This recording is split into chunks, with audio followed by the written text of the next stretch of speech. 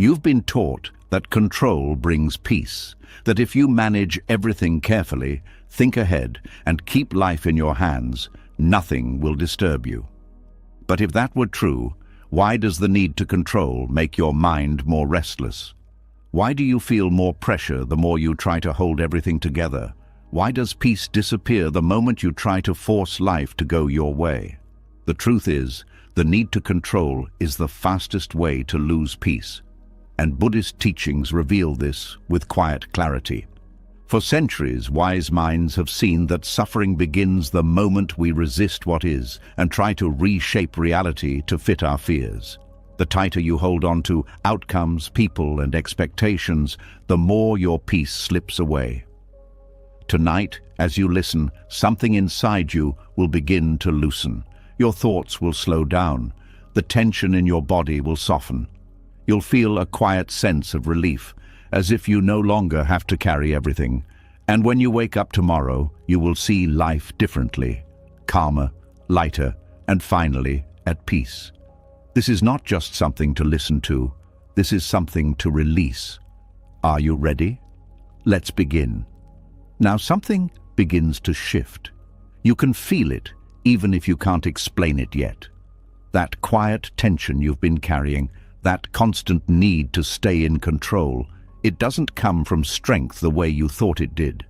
It comes from something much deeper, something the mind has been trying to hide from you this whole time. And once you see it clearly, you can't unsee it. Because control is not just a habit, it is a defense, and like all defenses, it was built for a reason. But what once protected you may now be the very thing that keeps you trapped. There is a subtle discomfort that most people spend their entire lives trying to escape. It doesn't always appear as fear in an obvious way. It doesn't shout or panic or make a scene. It sits quietly in the background, shaping your thoughts, influencing your actions, guiding your decisions without ever announcing itself. It is the discomfort of not knowing what will happen next, not knowing how things will turn out, not knowing if you will be okay. And the mind does not like this, so it creates something to deal with it: control. Control is the mind's way of building certainty in a world that refuses to guarantee anything. It tries to create order where there is unpredictability, safety where there is risk, clarity where there is mystery. At first, this feels helpful. You think ahead so you don't get caught off guard. You analyze situations so you don't make mistakes. You prepare for outcomes so you can avoid pain. It feels like intelligence. It feels like maturity. It feels like responsibility. But slowly, without realizing it, something changes. What started as protection becomes pressure. Because now, instead of allowing life to unfold, you feel responsible for controlling it. Every outcome becomes something you must manage. Every uncertainty becomes something you must solve. Every possibility becomes something you must think through. And the mind never rests, because uncertainty never disappears. No matter how much you plan, life remains unpredictable. No matter how much you think, outcomes remain uncertain. No matter how much you prepare, the future refuses to be fully known. So the mind tries harder. It tightens its grip, it thinks more, it plans further ahead, it replays scenarios again and again, searching for a version of reality that feels safe enough to relax in. But that version never comes, and this is where suffering begins. Not because life is inherently painful, but because the mind is trying to protect itself from something it cannot eliminate: uncertainty. The deeper truth is this: control is not created because life is dangerous. It is created because the mind is uncomfortable with not knowing. And instead of learning to sit with that discomfort, it builds systems to escape it. It predicts outcomes, it rehearses conversations, it imagines scenarios. It tries to prepare for everything. But all of this activity has a hidden cost. It pulls you away from the present moment, because instead of being here, experiencing what is actually happening, your attention is constantly projected into the future or dragged back into the past. You are not living life, you are managing it, and managing life is exhausting. There is a quiet tension that builds when you live this way, a constant background pressure that never fully leaves. Even in moments that should feel peaceful, there is a part of your mind that remains alert, scanning, preparing, thinking. It feels like responsibility, but it is actually resistance. Resistance to uncertainty, resistance to not knowing, resistance to the natural flow of life. And this resistance is what creates suffering. Because the more you resist something, the more attention you give it. And the more attention you give it, the more real and overwhelming it becomes. So uncertainty, which is simply a part of life, begins to feel like a problem, something that needs to be fixed, something that needs to be controlled. But here is what the mind does not realize. The attempt to control uncertainty does not remove it, it amplifies it. Every time you try to predict what will happen, you create more possibilities to think about. Every possibility brings new questions, new concerns, new scenarios to analyze. The mind becomes a machine that produces endless what-ifs. What if this goes wrong? What if they think this? What if I make the wrong decision? What if things don't work out? And because these questions have no final answer, they keep the mind active endlessly. This is why control feels like a loop, because it is a loop that feeds itself. The more you think, the more uncertainty you notice. The more uncertainty you notice, the more you feel the need to think. And so the cycle continues. But there is something even more subtle happening beneath all of this. Control is not just about managing the external world. It is also about managing your internal experience. You try to control how you feel. You try to avoid discomfort, eliminate anxiety, fix sadness, maintain stability. But emotions do not respond well to control. They are not problems to be solved. They are experiences that move through you. And when you try to control them, you create resistance. You tell yourself you should not feel this way. You try to push the feeling away. You analyze it, judge it, fight it. And instead of passing naturally, the emotion becomes stuck. It lingers. Because it is not being allowed to complete its natural cycle. This is one of the deepest ways control creates suffering, not by creating problems, but by preventing resolution. Because resolution comes from allowing, from letting the experience unfold without interference. But control does the opposite. It interferes, it interrupts, it tries to reshape the experience into something more comfortable, and in doing so, it keeps the discomfort alive. There is also a hidden belief behind all of this, a belief that says if I can just control everything, I will finally feel at peace. But this belief is flawed, because peace does not come from controlling life. It comes from no longer needing to. And this is where the mind struggles, because letting go of control feels dangerous. It feels like you are giving up, like you are becoming passive, like things might fall apart. But this is not what is actually happening. What you are letting go of is not responsibility. You are letting go of resistance. You are letting go of the constant effort to force life into a specific shape. And when that effort drops, something unexpected happens. The tension begins to fade, not all at once, but gradually. You notice moments where your mind is quieter, moments where you are simply present without trying to manage anything, moments where you are just experiencing life as it is. And in those moments, there is peace, not because everything is perfect, but because nothing is being resisted. This is the shift from control to awareness, from managing to allowing, from resistance to acceptance. And it is not something you force, it is something you notice. You begin to see when the mind is trying to control. You notice the tension that comes with it. You feel the pressure, the urgency, the need to figure things out. And instead of following it, you pause. You let the thought pass. You return to the present moment again and again. This is the practice, not controlling less by force, but becoming aware of control as it happens. Because awareness itself creates space. And in that space, the need to control begins to loosen naturally. You start to trust that not everything needs to be figured out right now. You begin to see that uncertainty is not something to fear. It is something to live with, something to move through, something that gives life its depth and unpredictability. And slowly, the mind learns something new, that it does not need to protect you from uncertainty, because uncertainty is not the enemy, the resistance to it is. And when that resistance fades, peace returns, not as something you create, but as something that was always there, waiting beneath the noise. And as that resistance begins to fade, something else becomes easier to notice. The mind does not only try to control through force, it also tries to control through thinking. It moves quietly, almost invisibly, convincing you that if you can just figure things out a little more, think a little deeper, predict a little better, then you will finally feel at ease. But this is where another layer of the trap begins to reveal itself. There is a quiet pull inside the mind that keeps bringing you back into thought. Not because you need to think, but because it feels like thinking will give you relief. It feels like clarity is just one more thought away. It feels like peace is waiting on the other side of one final answer. But no matter how much you think, that final answer never arrives.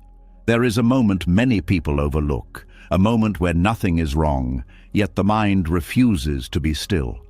It searches, scans, tries to connect dots that are not even there. It creates questions where there were none, simply because it has become used to doing so. This is not curiosity, this is compulsion. It is the habit of predicting outcomes, of trying to stay ahead of life, of trying to secure a future that has not yet arrived. At first, this seems useful. You believe that thinking things through will protect you. You believe that preparing for every possibility will keep you safe. You believe that if you can just anticipate what might happen, you can avoid discomfort. But slowly, this habit turns into something else. It becomes constant. It becomes automatic. It becomes a loop that runs even when there is nothing to solve. The mind begins to treat every situation as something that must be figured out.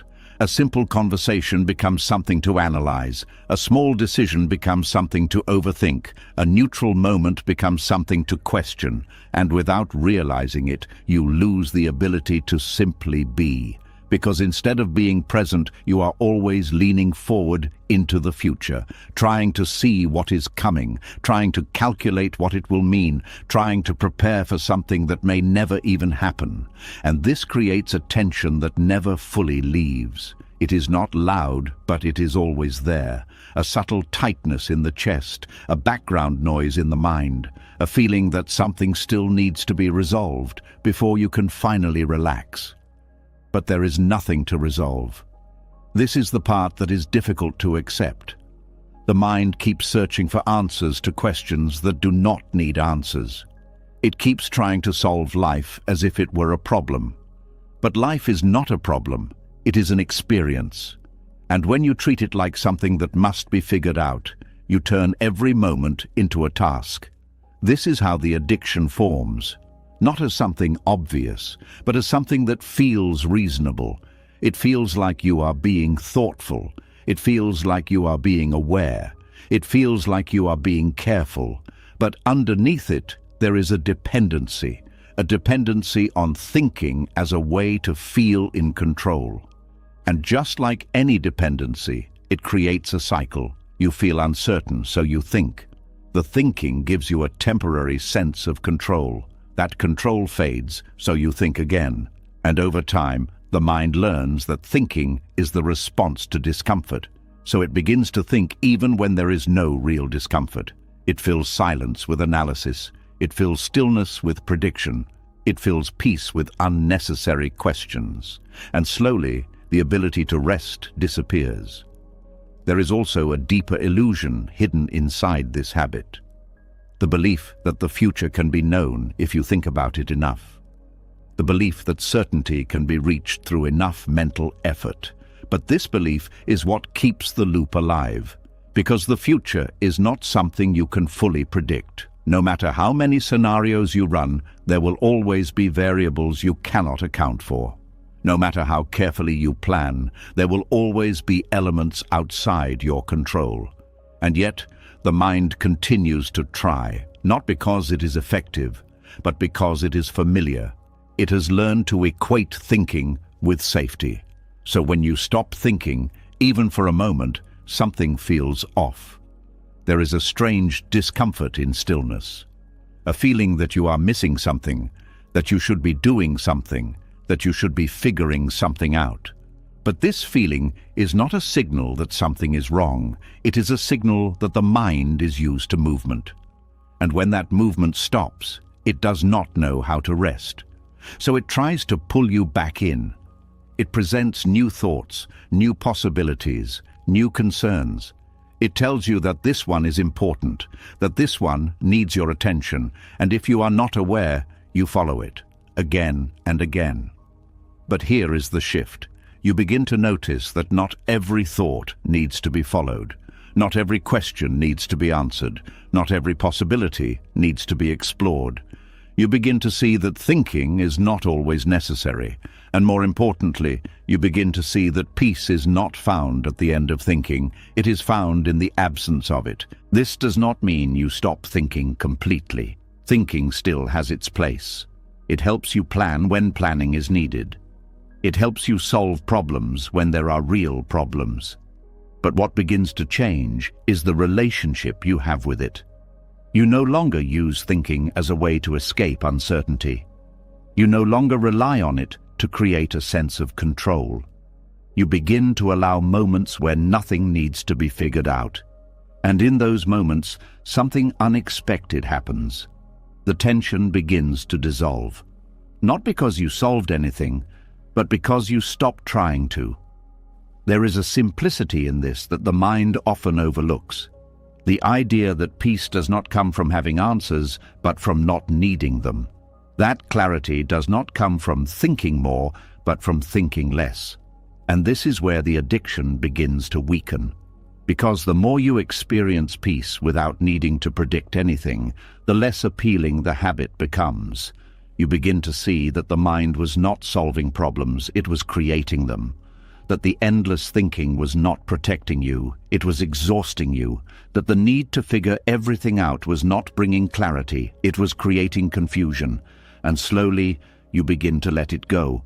Not by force, but by understanding. You allow thoughts to come and go without attaching to them. You notice the urge to predict, but you do not follow it. You feel the pull to analyze, but you let it pass. And in doing so, you create space. Space where the mind can rest. Space where awareness can return. Space where life can be experienced without interference. This is where peace begins to stabilize, not as something temporary, but as something that is always available when you stop feeding the habit of constant prediction. Because the truth is simple. You do not need to figure everything out to be okay. You do not need to predict the future to feel safe. You do not need to control what is coming next to experience peace right now. And when this becomes clear, the mind begins to settle, not because it has found answers, but because it has stopped searching for them. And in that stillness, there is a quiet kind of freedom, a freedom that was never created by control, but was always hidden beneath it, waiting for you to stop trying so you could finally rest. And as the mind begins to slow down, as you start to see that not every thought needs your attention, something deeper begins to reveal itself.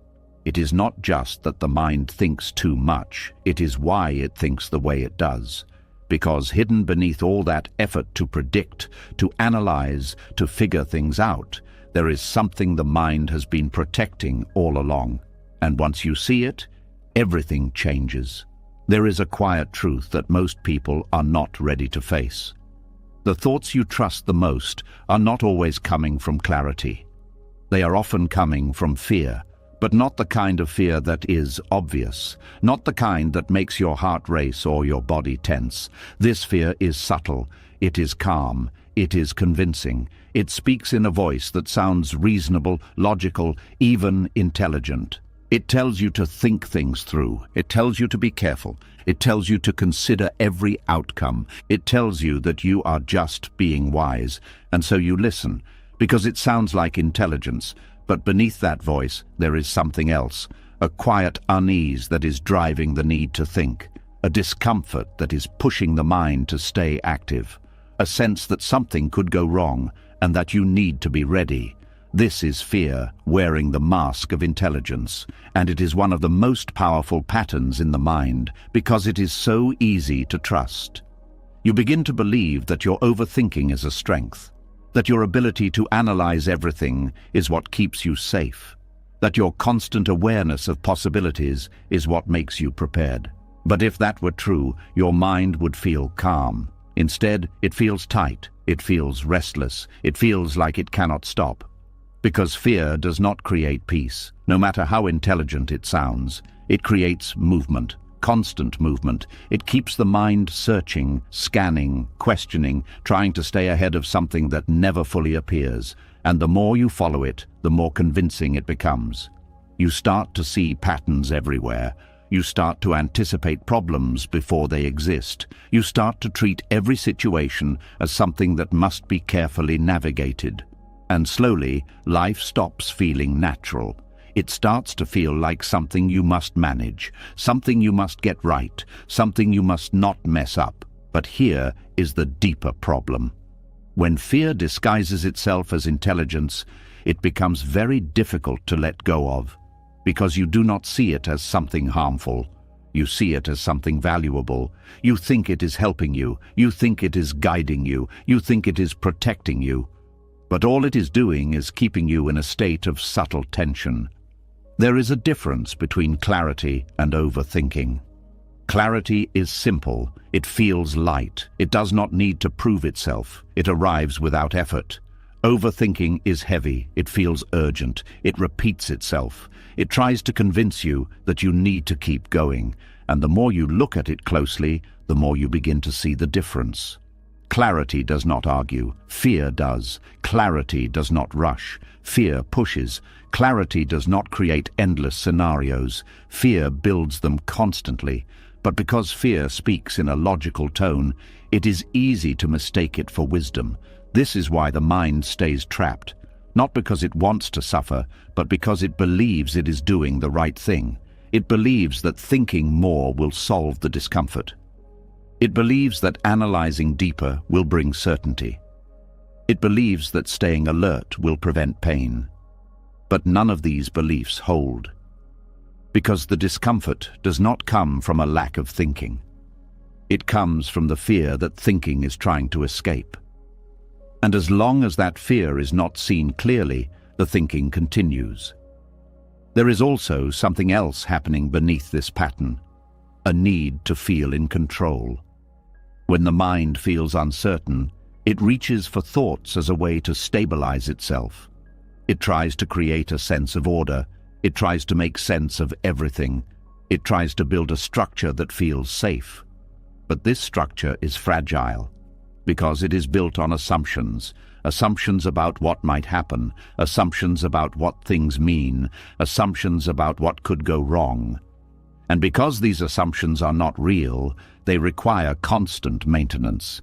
You have to keep thinking, you have to keep checking, you have to keep analyzing, because the moment you stop, the sense of control fades, and the fear returns.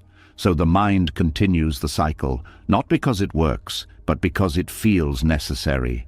There is a moment where this becomes visible, a moment where you catch yourself thinking, not because you need to, but because you feel like you have to. A moment where you notice that the thoughts are not bringing clarity. They are creating more confusion. A moment where you see that the thinking is not ending, it is multiplying. And in that moment, something opens. Because you begin to question the process itself. You begin to ask, what if this is not intelligence? What if this is fear? What if all this effort to figure things out is not making me wiser, but more trapped? And this question changes everything, because once you see the fear behind the thinking, it loses its authority. It no longer feels like something you must follow. It becomes something you can observe. And observation creates distance, distance from the thought, distance from the urgency, distance from the need to control. You begin to notice the tone of your thoughts. You begin to feel the tension behind them. You begin to recognize the pattern. And instead of automatically engaging, you pause. Not to suppress the thought, not to fight it, but to see it clearly, to recognize that it is not truth. It is a reaction, a response to discomfort, a movement of fear trying to protect itself. And when you see it this way, something softens. The grip loosens, the urgency fades, because you are no longer convinced that you need to follow every thought to stay safe. You begin to trust something deeper, not the thinking mind, but the awareness behind it, the part of you that can see without reacting, that can notice without needing to fix, that can remain present without needing to control. And this is where real intelligence begins. Not in the ability to think more, but in the ability to see clearly, to recognize when the mind is being driven by fear, to understand when thinking is helpful and when it is unnecessary, to allow thoughts to come and go without becoming attached to them. This kind of intelligence does not create tension. It creates space. It allows life to unfold without constant interference. It allows decisions to arise naturally without force. It allows you to respond rather than react. And most importantly, it allows peace to return. Not because everything is certain, but because you are no longer trying to make it so. You begin to see that you do not need to think your way into safety. You do not need to analyze your way into peace. You do not need to control every outcome to feel okay. Because the safety you were looking for was never in the future. It was in your ability to remain present, to allow life as it is, to trust that not everything needs to be solved. And as this understanding deepens, the mind begins to change, not through force, but through clarity. The habit of overthinking begins to weaken, not because you stopped thinking, but because you stopped believing every thought. The fear behind the thinking begins to dissolve.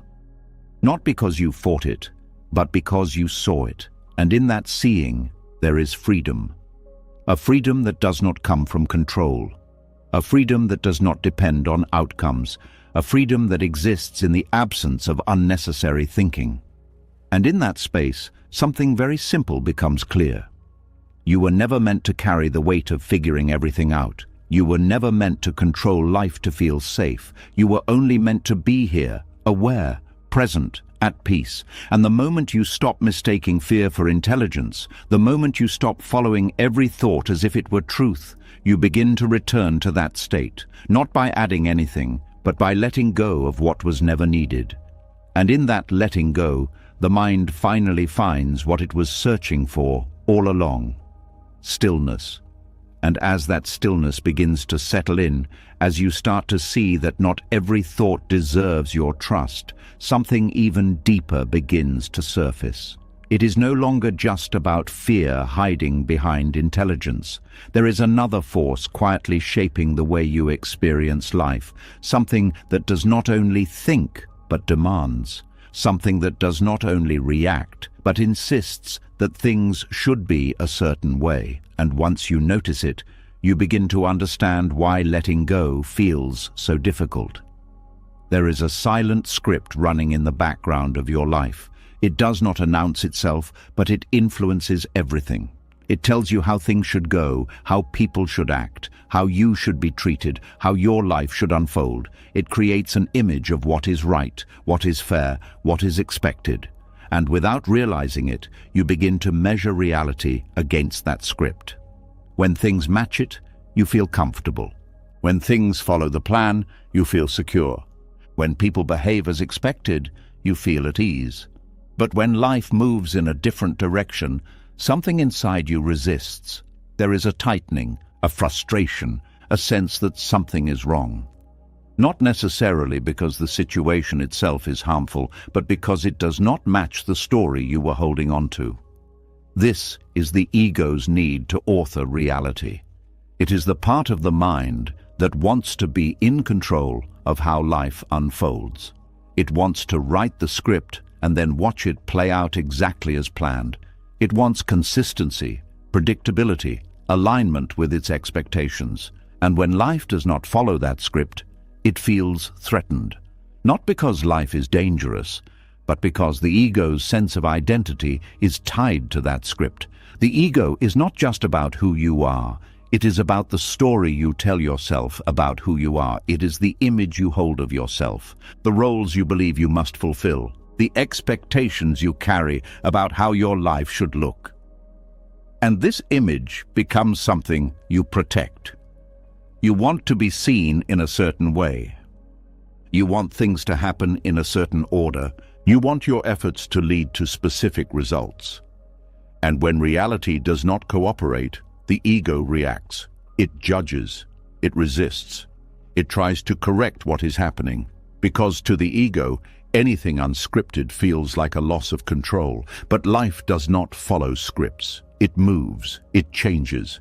It unfolds in ways that cannot always be predicted. And the more tightly you hold onto your expectations, the more friction you create with reality. This friction is what you feel as stress. It is not just the situation itself that causes discomfort. It is the gap between what is happening and what you believe should be happening. That gap creates tension, a quiet inner struggle where the mind tries to reshape reality instead of accepting it. You begin to notice this in small moments. A conversation does not go the way you expected, and you replay it in your mind. A plan falls apart, and you feel frustrated even though nothing serious has happened. Someone responds differently than you imagined, and you start questioning everything.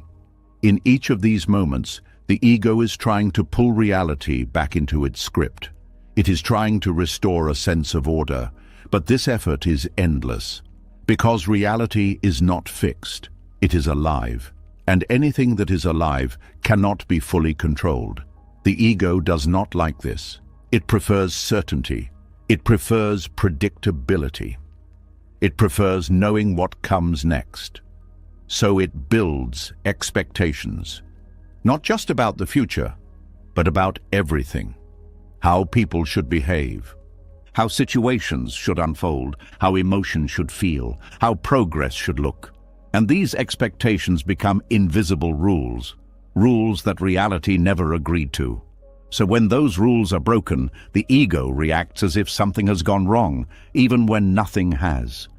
This is one of the deepest sources of suffering, not the events themselves, but the insistence that they should be different. There is also a subtle attachment hidden in this process, an attachment to identity. You do not just want things to go a certain way, you want them to confirm who you believe you are. You want your efforts to validate your worth. You want your plans to reflect your control. You want your outcomes to match your expectations. And when they do not, it feels personal. It feels like something about you is being challenged. But what is actually being challenged is not your true self. It is the image you have created, the version of yourself that depends on things going a certain way. And when that image is threatened, the ego resists. It tries to fix. It tries to adjust. It tries to regain control. But this only deepens the struggle.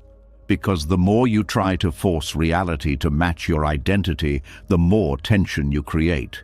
There is a different way of seeing this, a way that does not require you to give up action, but changes the relationship you have with it. You begin to notice that the script you are holding onto is not reality. It is a mental construction, a story, a set of expectations that you have created over time. And like all stories, it can be released, not by rejecting it, but by seeing it for what it is. You begin to see that life does not need to follow your script for you to be okay, that your identity does not need to be confirmed by outcomes, that your sense of self does not depend on how things unfold. And this creates space. Space between what is happening and the need to control it. Space between the experience and the reaction. Space where acceptance can arise. This acceptance is not passive. It is not giving up. It is seeing clearly. seeing that reality is already complete as it is, even if it does not match your expectations. Seeing that your role is not to force it into a specific shape, but to move with it, to respond, not resist, to engage, not control. There is a lightness that comes with this shift, because you are no longer carrying the burden of making everything go according to plan. You are no longer measuring every moment against a script. You are no longer trying to correct what is simply unfolding. You begin to experience life directly, without the filter of expectation, without the pressure of needing things to be different, without the constant adjustment of trying to align reality with your ideas. And in that direct experience, something changes. You become more present, more open, more at ease, because you are no longer fighting what is.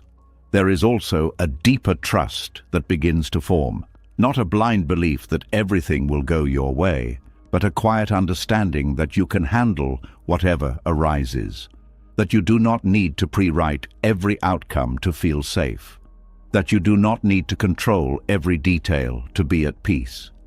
This trust does not come from certainty. It comes from letting go of the need for it, from realizing that life has always been unfolding with or without your control, from seeing that the more you allow it, the more natural everything feels. The ego will still try to return, it will still create expectations, it will still build scripts, but now you can see it. You can notice when it is happening. You can feel the tension that comes with it, and instead of following it, you can pause. You can return to what is actually here, to the present moment, to the experience as it is. And in that return, the need to control begins to dissolve, not because you forced it to, but because you no longer believe in it the same way. You begin to understand something very simple, yet very powerful. Life does not need to follow your script for you to find peace. Peace is found when you stop trying to rewrite what is already happening, when you stop insisting that things should be different, when you allow reality to unfold without resistance. And in that allowance, something opens, a quiet sense of freedom, a feeling of lightness, a deep, steady calm that does not depend on outcomes, because it is not coming from control, it is coming from acceptance, from letting life be what it is, and trusting that you do not need to author every moment to be okay, that you can simply be here, aware, present, at peace. And as that grip on how life should unfold begins to loosen, another layer quietly reveals itself. It is not only reality you have been trying to control, it is people, their reactions, their words, their feelings, even their opinions about you. And when this becomes clear, you start to notice something you may have missed for a long time. The exhaustion you feel is not just from life, it is from trying to manage minds that were never yours to control. There is a silent pressure that appears in the presence of others. It does not always look like effort, but it feels like tension. A need to say the right thing, to act the right way, to avoid being misunderstood, to keep the interaction smooth. Beneath all of this, there is a quiet attempt to shape how others see you and how they respond to you. And this attempt slowly turns into a habit. You begin to monitor your words before you speak. You adjust your tone depending on who you are talking to. You think about how something might be received before you express it. You replay conversations after they end, wondering if you said too much or not enough. And without realizing it, your attention shifts away from being present to managing perception. This creates a kind of invisible workload, because now every interaction is not just an experience, it is something you must navigate carefully. You are not only listening, you are calculating. You are not only speaking, you are anticipating. You are not only relating, you are controlling. And this takes energy, a lot of it. It is a form of effort that most people never question because it feels normal. It feels like social awareness, like emotional intelligence, like maturity. But there is a difference between being aware and trying to control.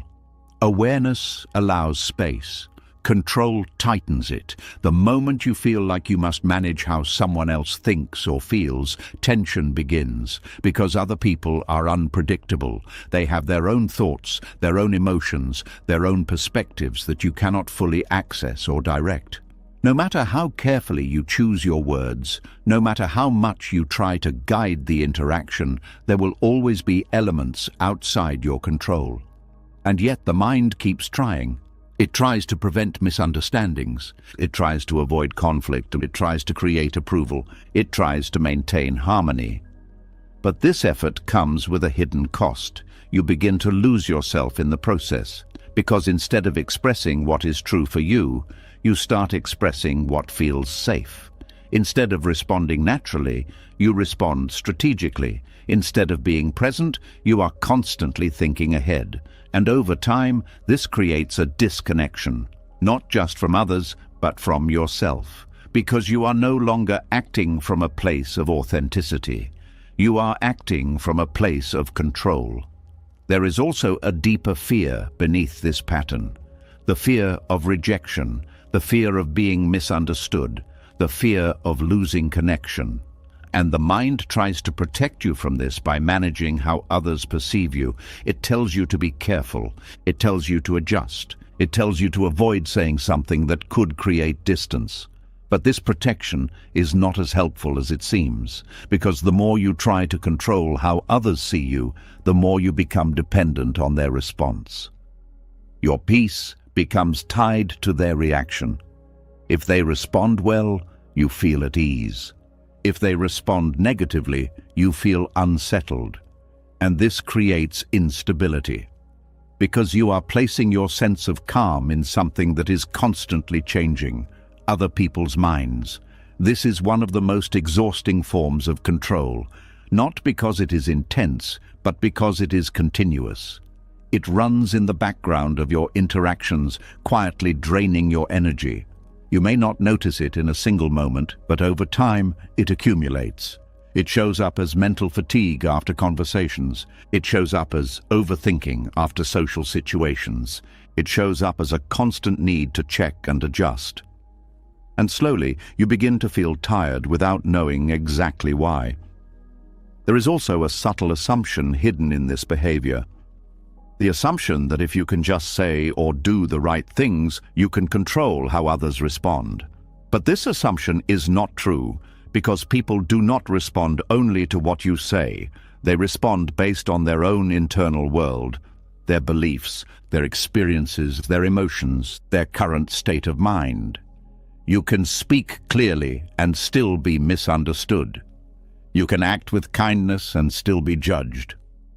You can do everything right and still receive an unexpected reaction, and when this happens, the mind tries to fix it. It replays the moment. It analyzes what went wrong. It looks for a better way to handle it next time. But this keeps the cycle going because it reinforces the belief that you are responsible for how others respond. And this is where the weight becomes heavy. You start carrying reactions that were never yours to carry. You start taking responsibility for interpretations you cannot control. You start adjusting yourself to fit expectations that are constantly shifting. And this creates a quiet pressure that follows you into every interaction. There is a shift that changes everything. It begins with a simple recognition. You are not responsible for how others think. You are not responsible for how others feel. You are not responsible for how others respond. You are responsible for your intention, your presence, your clarity. But beyond that, the rest belongs to them. This does not mean you stop caring. It means you stop controlling. There is a difference. Caring allows connection. Control creates tension. When you care, you listen, you express, you engage. When you control, you adjust, you calculate, you hold back. And in that holding back, something is lost. The natural flow of interaction, the authenticity of expression, the ease of simply being with another person. When you release the need to manage others, something begins to open.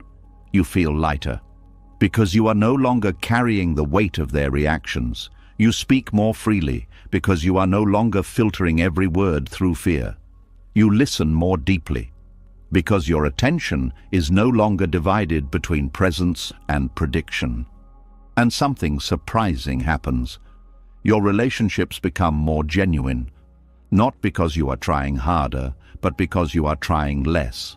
Less to control, less to manage, less to shape outcomes, and more to simply be present.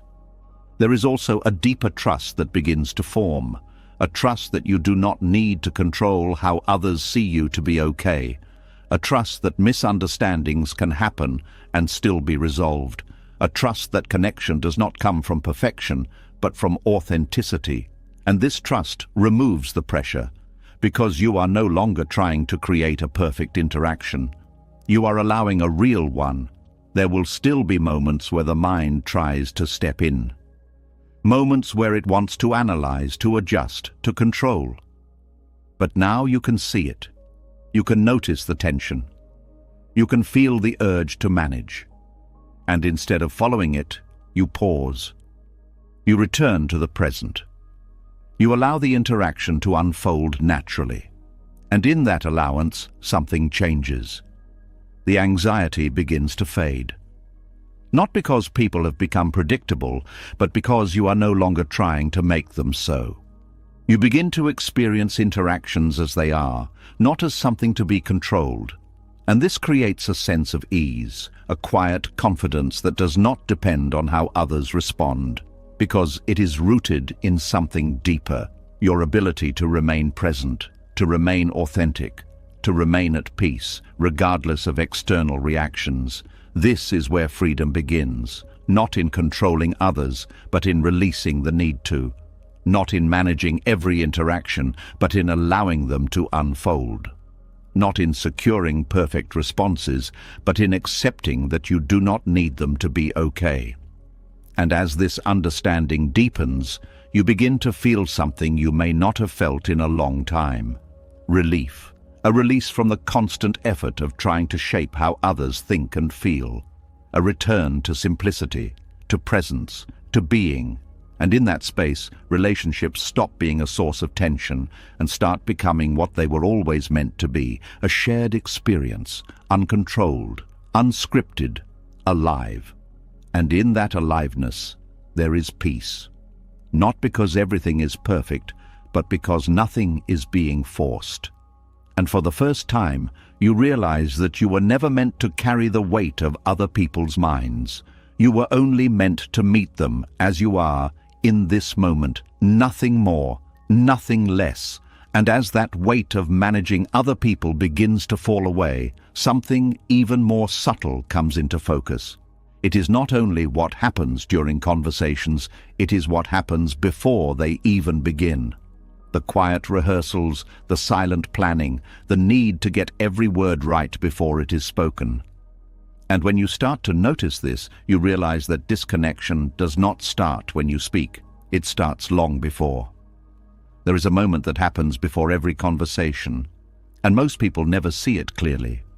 A moment where the mind steps in and begins to prepare. It runs through possible responses. It predicts reactions. It adjusts sentences. It edits tone. It tries to shape the future interaction before it even exists. And at first, this feels helpful. It feels like you are being thoughtful, like you are preparing to communicate well, like you are making sure things go smoothly. But beneath this preparation, there is something else moving. A quiet discomfort with uncertainty. A subtle fear of saying the wrong thing, of being misunderstood, of not being accepted. And the mind responds by trying to control the conversation before it happens.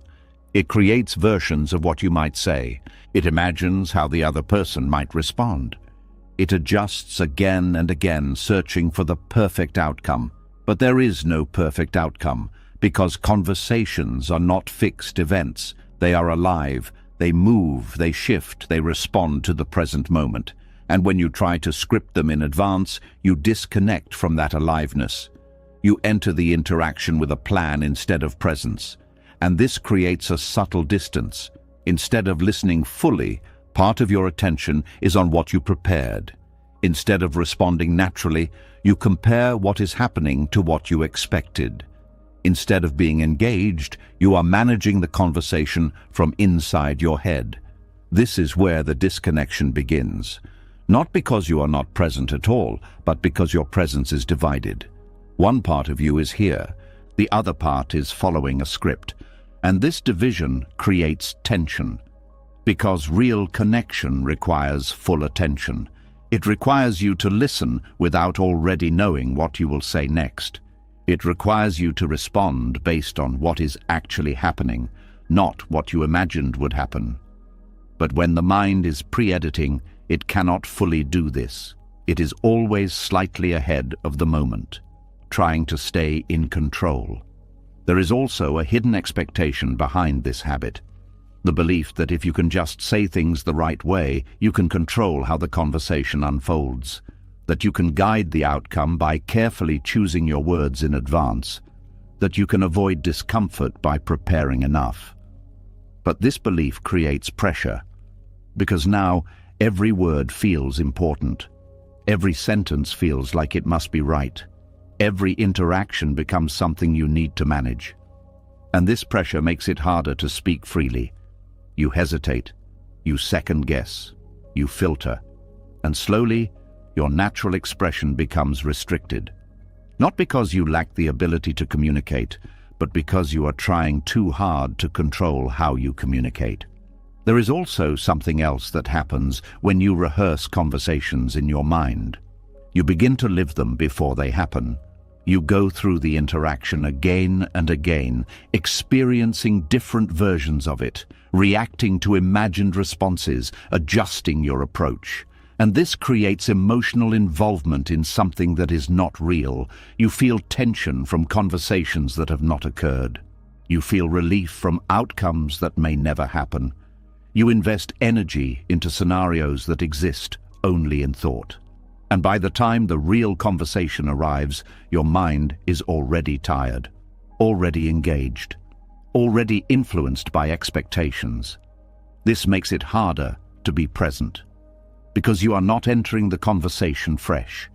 You are entering it with a history of imagined experiences. And this shapes how you respond. You may react to something that was never actually said. You may interpret a tone based on your expectations rather than reality. You may feel tension because your script is not being followed, and this creates confusion. Because the real interaction does not match the imagined one.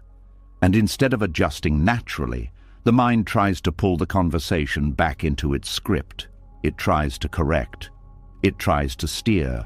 It tries to regain control. But this only deepens the disconnection. Because now you are not just pre-editing before the conversation, you are trying to edit it as it happens.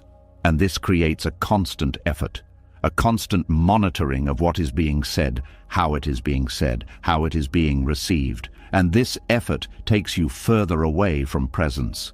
There is a different way of experiencing conversations, one that does not require preparation in the same way. It begins with trust. Not trust in the outcome, but trust in your ability to respond. Trust that you do not need to know exactly what to say in advance. Trust that clarity can arise in the moment. Trust that you can listen, feel, and respond naturally without needing a script. This trust changes everything because it removes the pressure. You no longer feel the need to get everything right before speaking. You no longer feel the need to predict how things will unfold. You allow the conversation to be what it is, unscripted, uncontrolled, alive, and in this aliveness, something opens. You listen more deeply, because your attention is not divided. You respond more naturally, because you are not filtering your words through pre-planned ideas. You connect more fully, because you are actually present. There is also a lightness that comes with this shift, because you are no longer carrying the weight of preparation. You are no longer managing multiple versions of the conversation in your mind. You are simply there, with the other person, in the moment, and this simplicity creates ease, a sense that you do not need to perform, that you do not need to control how you are perceived, that you can just be. There will still be moments where the mind tries to return to its habit, moments where it begins to rehearse again, to plan, to edit. But now you can see it. You can notice the urge. You can feel the tension behind it. And instead of following it, you pause. You let the thoughts pass. You return to the present. Again and again. This is the practice. Not forcing yourself to stop thinking, but recognizing when thinking is unnecessary. Recognizing when it is pulling you away from the moment and gently bringing your attention back. Over time, this changes your relationship with communication. You stop seeing conversations as something to control. You start experiencing them as something to participate in, a shared flow, a dynamic exchange, something that cannot be fully predicted but can be fully experienced. And this creates a deeper kind of confidence. Not the confidence of having everything planned, but the confidence of knowing you can handle whatever arises. That you do not need to prepare every word to communicate effectively. That you do not need to control every response to stay grounded. That you can remain present, even in uncertainty. This presence is what creates real connection, because it allows you to meet the other person as they are, not as you expected them to be, not as you imagined they would respond, but as they are, in that moment. And when you meet someone in that way, something genuine happens, something that cannot be scripted, something that cannot be controlled, something that can only arise from presence. This is where communication becomes effortless. Not because there is no thinking, but because there is no unnecessary thinking. Not because everything is predictable, but because you are no longer trying to make it so. And in that effortlessness, there is peace. A quiet ease that comes from letting go of the need to pre-edit, to rehearse, to control. A return to something simple, to being here, to listening, to responding, without the weight of trying to get it right. And in that simplicity, you begin to see something clearly. You were never meant to control conversations. You were meant to be part of them, fully, naturally, present.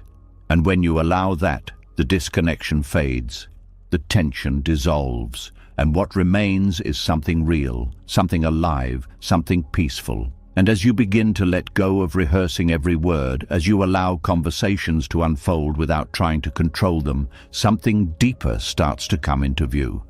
It is not only about control in moments of interaction. It is about a belief that has been guiding you for a long time. A belief so quiet you rarely question it. The belief that if you can just control things enough, you can protect yourself from pain.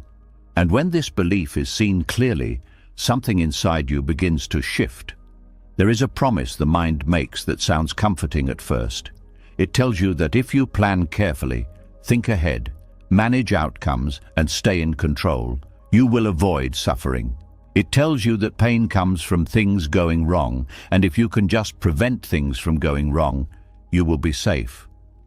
This idea feels logical. It feels like common sense. It feels like the smart way to live.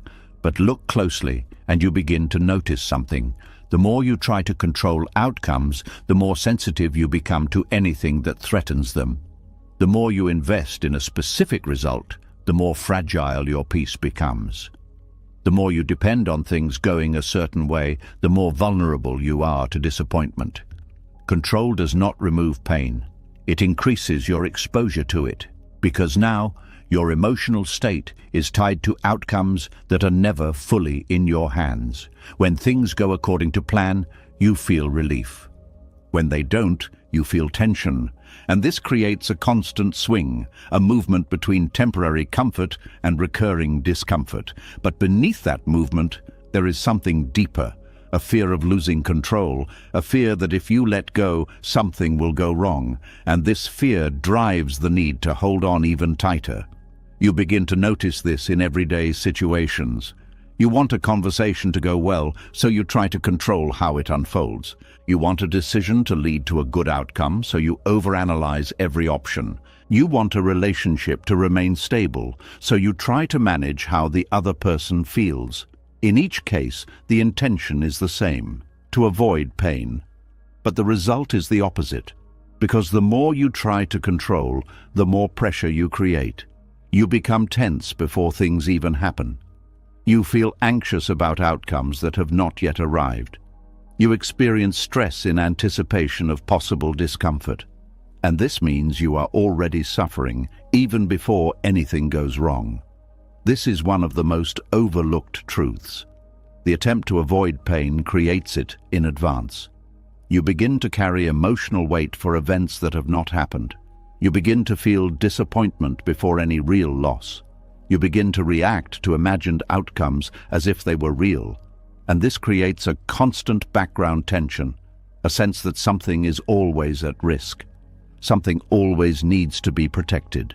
Something always needs to be controlled. But there is something even more subtle happening. The more you try to avoid pain, the less able you become to handle it.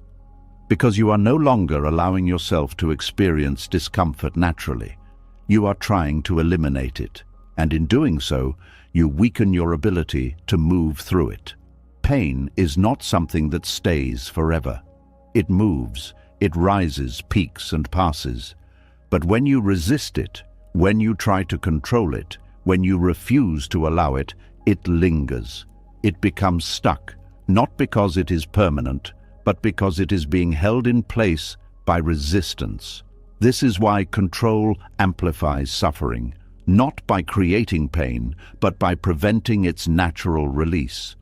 There is also an attachment that forms when you try to control outcomes, an attachment to how things should be. You create expectations about how events should unfold, how people should act, how situations should resolve.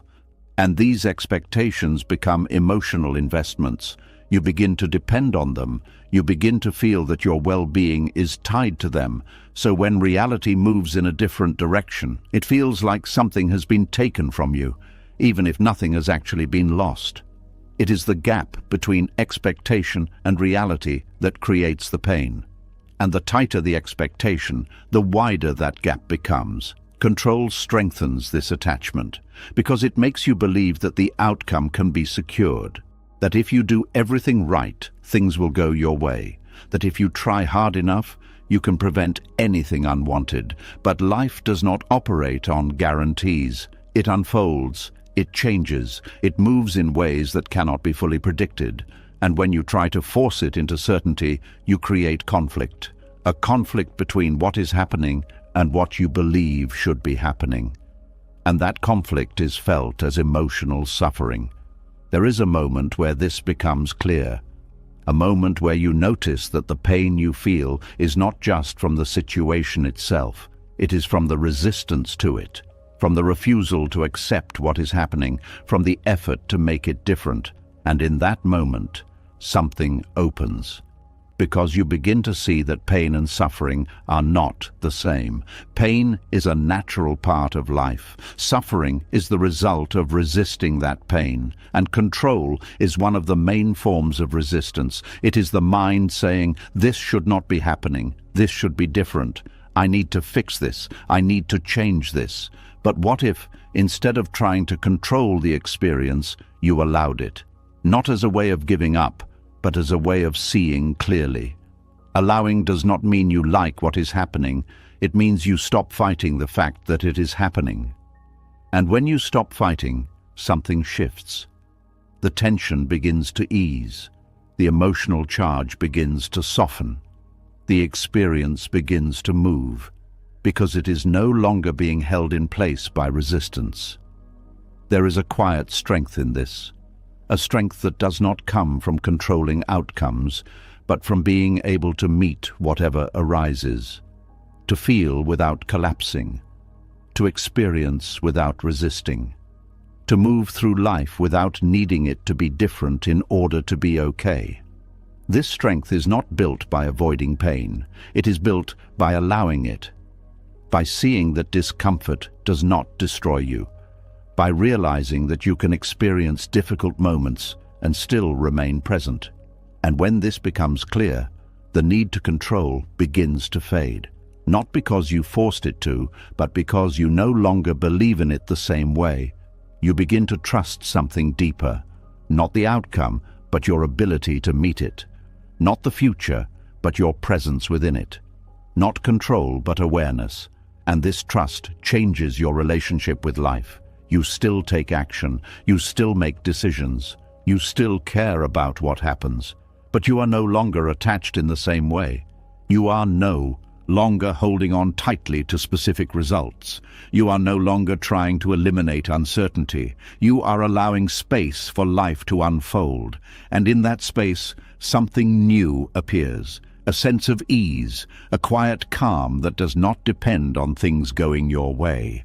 A freedom from the constant pressure to control, because you are no longer trying to protect yourself from every possible discomfort. You are open to the full experience of life. There will still be moments of pain, that does not change, but those moments will move differently. They will not be amplified by resistance. They will not be prolonged by control. They will be felt, understood, and released. And this creates a deeper kind of peace. Not the fragile peace that depends on everything being perfect, but a steady peace that remains even when things are not. Because it is not built on control, it is built on acceptance, on presence, on the understanding that life does not need to be controlled to be lived. And as this understanding settles in, you begin to feel something that control could never give you. Relief. A release from the constant effort to prevent pain. A freedom from the need to secure outcomes. A return to a state where you can simply be. Not because everything is certain, but because you no longer need it to be. And in that letting go, something becomes clear. The pain you were trying to avoid was never as heavy as the effort you used to escape it. And the moment you stop trying to control it, the moment you allow life as it is, the weight begins to lift. Not all at once, but steadily, until what remains is something simple, a quiet presence, a steady awareness, a peace that was never created by control, but was always hidden beneath it. And as that relief begins to settle, as you start to feel what it means to stop fighting every moment, something else quietly comes into view. It is not only the need to control that creates tension, it is what you are holding on to underneath that control. The expectations, the specific outcomes you believe must happen for you to feel okay. And when you begin to see this clearly, you realize that peace has never been blocked by life itself, but by the way you insist it should unfold. There is a quiet pull in the mind that reaches toward the future and fixes itself to a result, a way things should go, a version of events that feels right, safe, complete. You may not always say it out loud, but it is there. You want the conversation to end a certain way. You want the opportunity to work out. You want the relationship to grow in a specific direction. You want your effort to lead to a clear reward.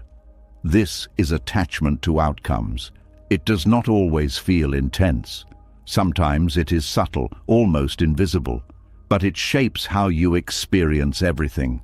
Because once the mind attaches to a result, it begins to measure reality against it. If things move toward that result, you feel relief. If things move away from it, you feel tension. And just like that, your peace becomes conditional, dependent on something that has not yet happened, dependent on something you cannot fully control. This is where the struggle begins, not in the event itself, but in the comparison between what is happening and what you believe should happen. This comparison creates a gap, and in that gap there is pressure, a quiet sense that something is off, that something needs to be corrected, that things are not as they should be. But the deeper truth is this: reality is not failing to meet your expectations. Your expectations are failing to meet reality. And the more rigid those expectations are, the more friction you create. Because life does not follow fixed paths. It shifts, it responds, it unfolds in ways that are not always predictable. And when you hold tightly to a specific outcome, you lose the ability to move with that unfolding. You resist, you push, you try to force things back into alignment with your expectations, but this only increases tension. because you are working against something that is already happening. There is also something else that happens when you become attached to outcomes. You narrow your experience. Your attention becomes focused on reaching a specific point, and everything else becomes secondary. You stop noticing what is here. You stop engaging with the present moment. You stop seeing possibilities that do not match your expectation, because your mind is locked onto one direction, and this creates a kind of blindness. Not a physical blindness, but a mental one. A filtering of reality where only certain outcomes are considered valid. But life is not limited to those outcomes. There are possibilities you cannot predict. There are paths you cannot see. There are experiences that do not match your plan, but still carry value. And when you are attached, you miss them, because you are too focused on what should happen to notice what is happening. This is where openness begins to reveal its importance. Openness is not about having no preferences. It is about not being controlled by them. It is the ability to move through life without needing it to fit a specific mold. It is the willingness to experience what arises without immediately judging it as right or wrong. And this changes everything. Because when you are open, your experience expands. You begin to see more. You begin to notice details you would have ignored. You begin to engage with life as it is, not as you imagined it. And in that engagement, something unexpected happens. You find moments of peace in places you did not expect. You find clarity in situations that did not go as planned. You find meaning in outcomes you would have rejected before. This is the quiet power of openness. It allows you to receive what life offers, instead of resisting what it is not. There is also a freedom in not needing things to go a certain way, because the moment you release that need, the pressure drops. You are no longer waiting for a specific result to feel okay. You are no longer holding your breath until something happens. You are no longer tied to a future moment. You are here, present, engaged. And this presence brings a different kind of peace. A peace that is not dependent on outcomes. A peace that exists within the experience itself. You begin to see that peace was never in the future. It was in your relationship with the present, and attachment was pulling you away from it. There is also a shift in how you respond to uncertainty. When you are attached, uncertainty feels threatening, because it means the outcome is not guaranteed. Because it means things could go differently than you expect. But when you are open, uncertainty feels different. It feels like space, like possibility, like something that can unfold in many directions. And this changes your emotional response. Instead of tightening, you soften. Instead of resisting, you allow. Instead of fearing what might happen, you become curious about it. And this curiosity creates a sense of ease. Because you are no longer trying to control the future, you are allowing it to reveal itself. There is also something deeper that begins to shift. Your sense of identity. When you are attached to outcomes, your identity becomes tied to them. You begin to see success and failure as reflections of who you are. You begin to feel validated when things go your way and diminished when they do not. But when you release that attachment, something changes. Your identity becomes less dependent on results. You begin to see yourself not as the outcome, but as the one experiencing it. And this creates stability, because your sense of self is no longer fluctuating with every change. It remains steady, even when things do not go as planned. This steadiness allows you to move through life with more ease. You can act without fear of losing yourself. You can engage without needing to control. You can experience without clinging. And in that movement, there is freedom.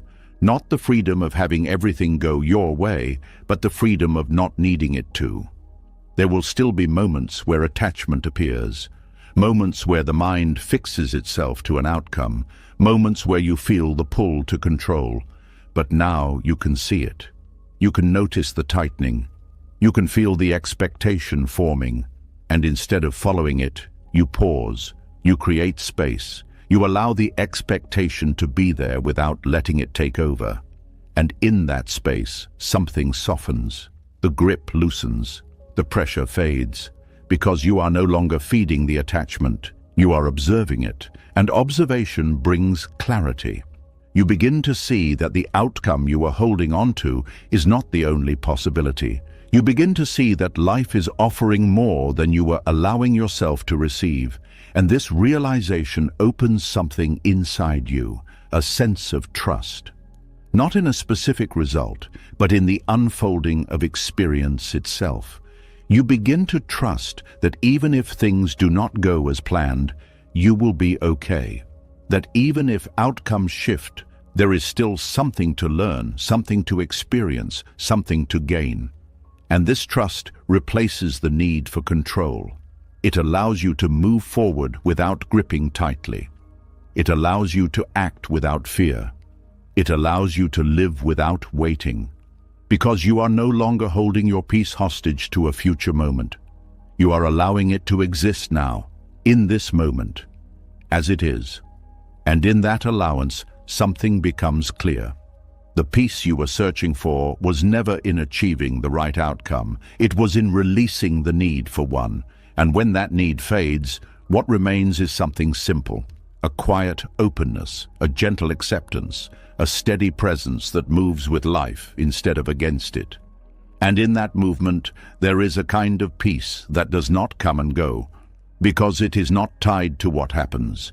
It is rooted in how you allow it to happen. And this is where freedom deepens. Not in controlling outcomes, but in being open to experience. Not in forcing life to fit your expectations, but in allowing it to unfold, fully, naturally, without resistance. And in that openness, you discover something that control could never give you. A peace that does not depend on anything. A peace that was always here, waiting for you to stop holding on. And as that openness begins to grow, as you start to loosen your grip on specific outcomes, something even more fundamental begins to reveal itself. It is not only the attachment that creates tension, it is what lies beneath that attachment. A deeper discomfort that has always been there, quietly shaping your reactions, guiding your need for certainty, pushing you to hold on. And when you begin to notice it, you realize that the struggle is not really about outcomes at all. It is about the unknown. There is a quiet unease that appears the moment you cannot see what comes next. It does not always show itself clearly, but you can feel it. A subtle tightening in the body, a restless movement in the mind, a sense that something is incomplete, that something needs to be resolved before you can truly relax. This is the mind encountering uncertainty, and instead of allowing it, the mind resists. It tries to replace the unknown with answers. It tries to fill the gaps with predictions. It tries to create certainty where there is none, because uncertainty feels uncomfortable, not because it is dangerous, but because it is open. It has no clear shape, no fixed direction, no guarantee of outcome. And the mind prefers what is known. It prefers clarity, even if that clarity is imagined.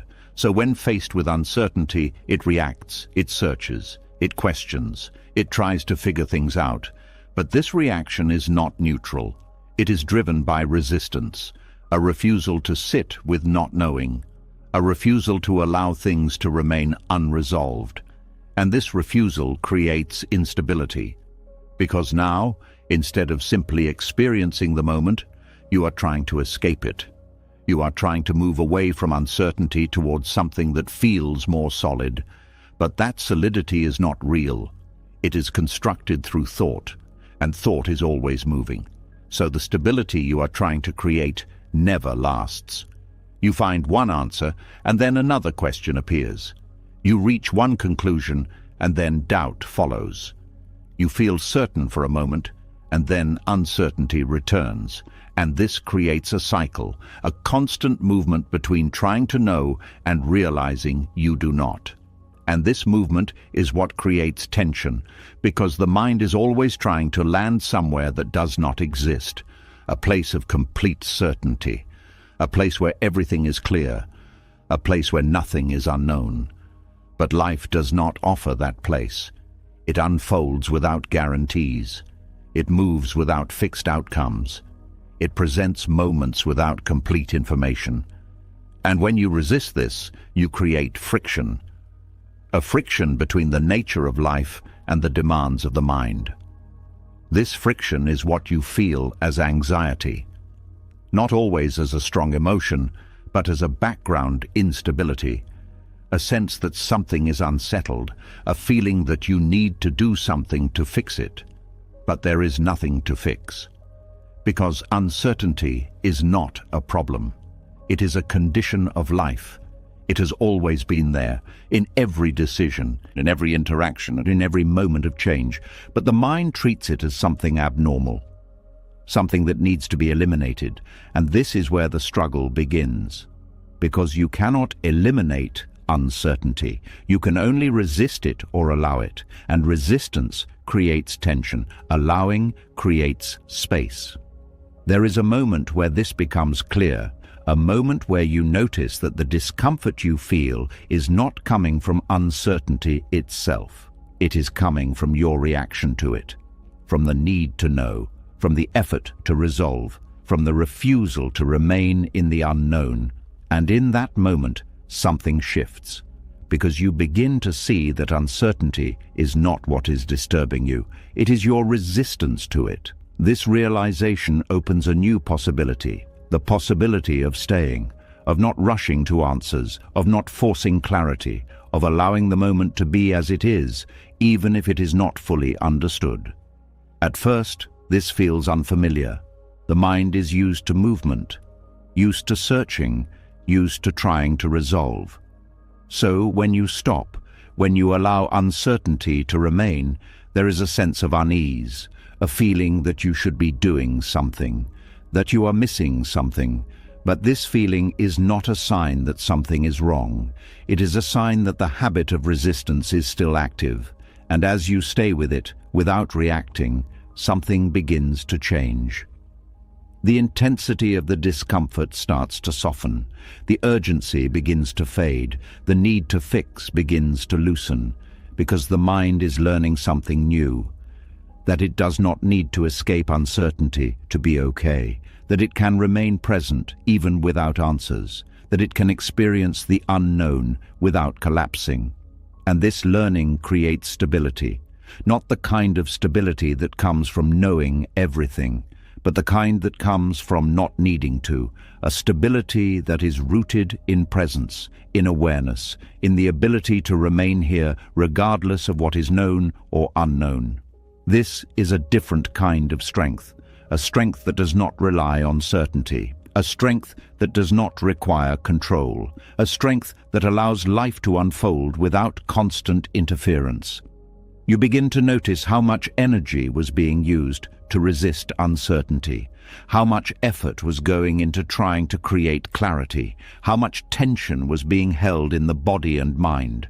And as that effort drops, something opens, a sense of ease, a quiet relaxation, a feeling that you no longer need to hold everything together, because you realize that nothing was falling apart. It was only your perception that something needed to be fixed.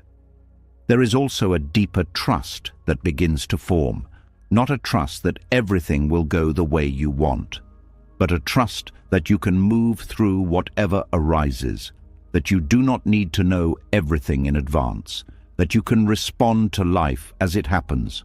This trust removes the pressure, because you are no longer trying to secure the future. You are allowing it to arrive, and this changes your relationship with time. You are no longer leaning forward, trying to see what comes next. You are here, in this moment, fully. And in that presence, uncertainty loses its weight. It becomes part of the experience, not something to escape. You begin to see it differently, not as a threat, but as openness. Not as instability, but as possibility. Not as something missing, but as something alive. And this shift transforms how you feel. Because you are no longer resisting, you are allowing. There will still be moments where the mind reacts, moments where it tries to predict, to control, to resolve, but now you can see it, you can notice the movement, you can feel the tension. And instead of following it, you pause, you return to awareness. You allow the uncertainty to be there without trying to change it. And in that allowance, the resistance fades, not all at once, but gradually, until what remains is something simple, a quiet stability, a calm presence, a sense that you are okay, even without knowing what comes next. And this is where peace deepens, not because everything is certain, but because you are no longer fighting uncertainty. You are living with it, moving with it, allowing it. And in that allowance, you discover something that was always true. You do not need to know everything to be at peace. You do not need to control the unknown to feel safe. You only need to stop resisting what is already here. And when that resistance falls away, the instability disappears. Not because life has become predictable, but because you have become present, steady, open, at ease with what is. And in that ease, there is a quiet kind of freedom. A freedom that does not depend on certainty. A freedom that exists even in the unknown. A freedom that comes from no longer needing life to be anything other than what it is.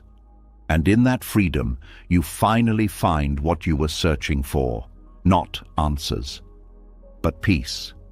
And as you begin to rest more easily in the unknown, as you stop fighting uncertainty and allow life to unfold without forcing answers, another hidden weight slowly rises to the surface. It is not the fear of what is coming next, but the pull of what has already happened. The quiet need to understand, to explain, to complete what feels unfinished. And when you look closely, you realize that the mind is not only uncomfortable with uncertainty about the future, it is equally unsettled by anything unresolved in the past. There is a particular kind of discomfort that lingers long after an experience has ended. A conversation that did not go the way you expected. A relationship that ended without clear reasons. A moment where something changed, but no explanation followed. These situations do not simply pass. They remain in the mind, returning again and again, asking for something that was never given. This is the need for closure. It feels like a natural desire, a desire to understand what happened, to make sense of it, to bring a clear ending to something that feels open. The mind believes that if it can just find the right explanation, the discomfort will disappear. That if it can just understand why things happened the way they did, peace will return. But what often happens is the opposite. The search for closure keeps the experience alive. The mind replays the event, looking for details it might have missed. It analyzes every word, every action, every possible meaning. It creates theories, builds narratives, tries to connect pieces that may never fully connect. And with each attempt, the experience becomes more active, not less. The wound is not closing, it is being reopened, because the mind keeps returning to it. There is a hidden belief behind this process, the belief that understanding leads to healing, but understanding is not always available. Not every situation comes with clear answers. Not every person offers explanations. Not every experience can be fully understood in a logical way. And when you depend on understanding to find peace, you become stuck. You wait, you search, you revisit, and in that waiting, the emotional weight remains. There is also a deeper layer to this. The need for closure is often tied to the need for control. The mind wants to bring the experience to a clear conclusion. It wants to define what happened, to label it, to place it in a category that makes sense, because without that definition, the experience feels incomplete, and incompleteness creates discomfort. It feels like something is still open, still active, still unresolved. So the mind tries to close it. But closure is not something you can always create through thinking. It is not something that comes from finding the perfect explanation. It is something that comes from allowing the experience to be what it was, without needing it to be different. This is where the shift begins. You start to notice that the discomfort is not coming from the lack of answers. It is coming from the resistance to not having them, from the belief that something is missing, from the insistence that things should be clearer than they are. And in that insistence, the mind keeps the experience alive. There is a moment where this becomes visible. A moment where you realize that you have thought about the same situation many times and nothing has changed. The answers are not becoming clearer. The feeling is not dissolving. The repetition is not bringing relief. And in that moment, something opens. Because you begin to question the process itself. You begin to see that the mind is not resolving the experience. It is sustaining it by returning to it again and again, by trying to fix something that is already over. And this realization creates space. Space to step back, space to see the pattern, space to stop feeding it. There is a different way of relating to unresolved experiences, a way that does not require closure in the way the mind imagines it.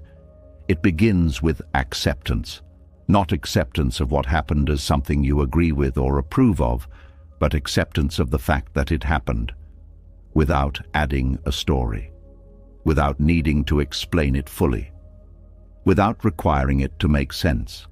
This acceptance is not passive. It is clear. It is direct. It is the recognition that the event is already complete, even if it does not feel that way.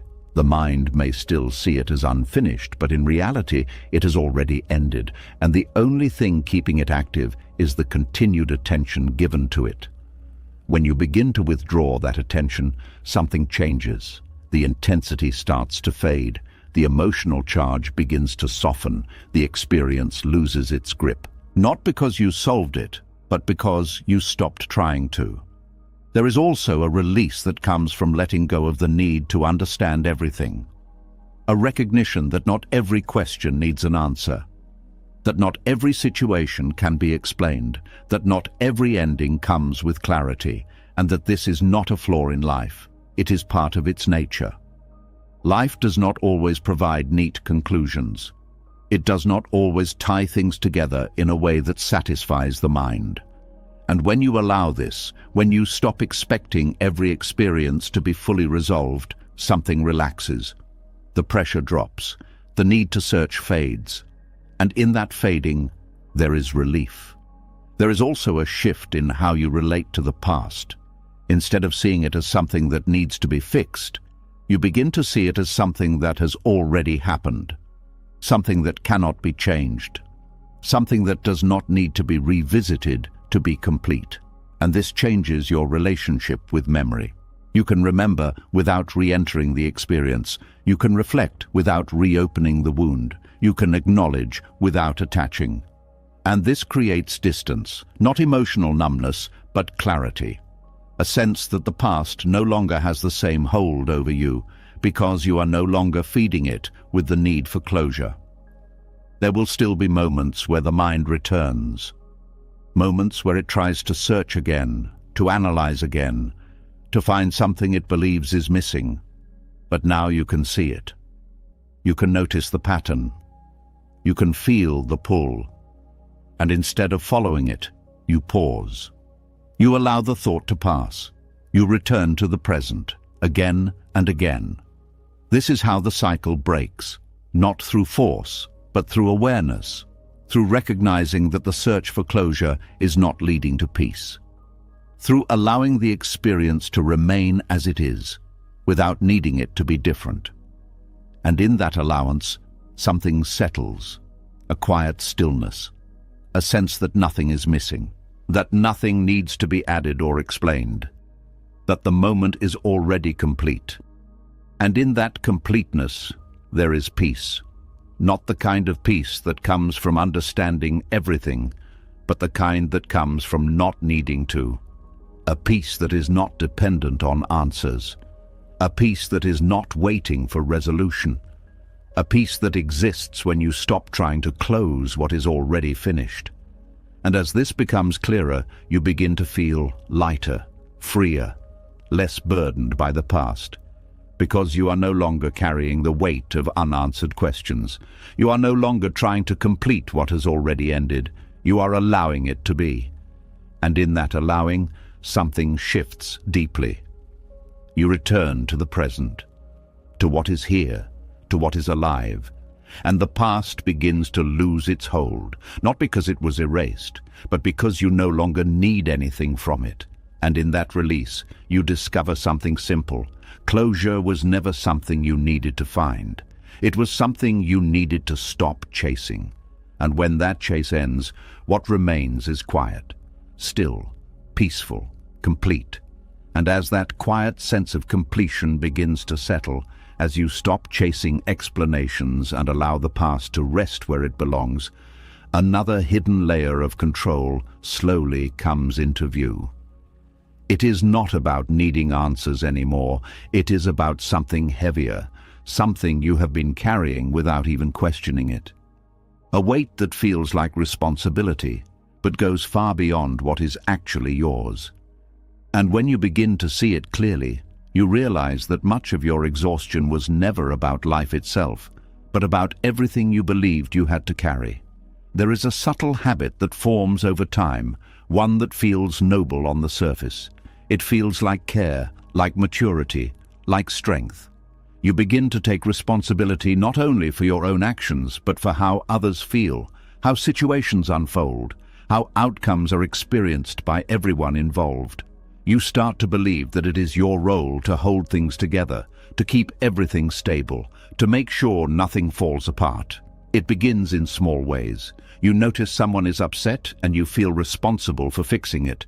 You sense tension in a room and you try to ease it. You see a situation becoming complicated and you step in to manage it. At first, this seems helpful. It feels like you are being supportive. It feels like you are being reliable. It feels like you are doing the right thing. But slowly, this expands. You begin to take on more than what belongs to you. You start to feel responsible for other people's reactions. You start to carry the emotional weight of situations you did not create. You start to believe that if something goes wrong, you should have prevented it.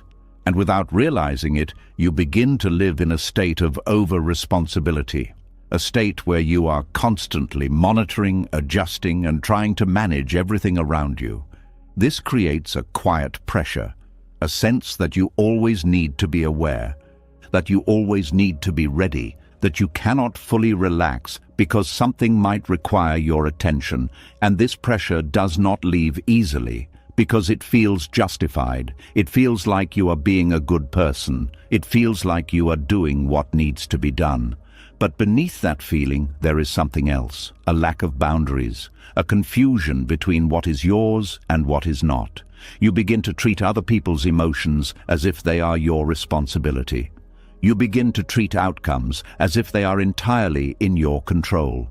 You begin to carry things that were never yours to hold, and this creates exhaustion. Not the kind that comes from physical effort, but the kind that builds slowly in the background. It shows up as mental fatigue, a constant sense of being drained, a feeling that you are always doing something, even when you are not, because your mind is always engaged, always thinking about what needs to be fixed, what needs to be managed, what needs to be handled. This is control through over-responsibility, and it is one of the most hidden forms of control, because it does not look like control, it looks like care. But true care does not require you to carry everything. It does not require you to lose yourself in the process of helping others. It does not require you to take ownership of things that are not yours. There is a difference between supporting and carrying. Supporting allows space. Carrying takes it away. When you support someone, you are present with them. You listen, you respond, you offer what you can, but you do not take on their experience as your own. When you carry someone, you absorb their emotions. You feel responsible for their state. You try to fix what they are going through, and in doing so, you blur the line between you and them. This blurring creates confusion, because now you are not only dealing with your own inner world, you are dealing with theirs as well, and this doubles the weight, sometimes even more. There is also a fear behind this pattern, the fear that if you do not take responsibility, something will go wrong. That if you do not step in, things will fall apart. That if you do not manage the situation, it will become worse. And this fear keeps the habit alive. It tells you that you must stay involved, that you must stay alert, that you must keep everything under control.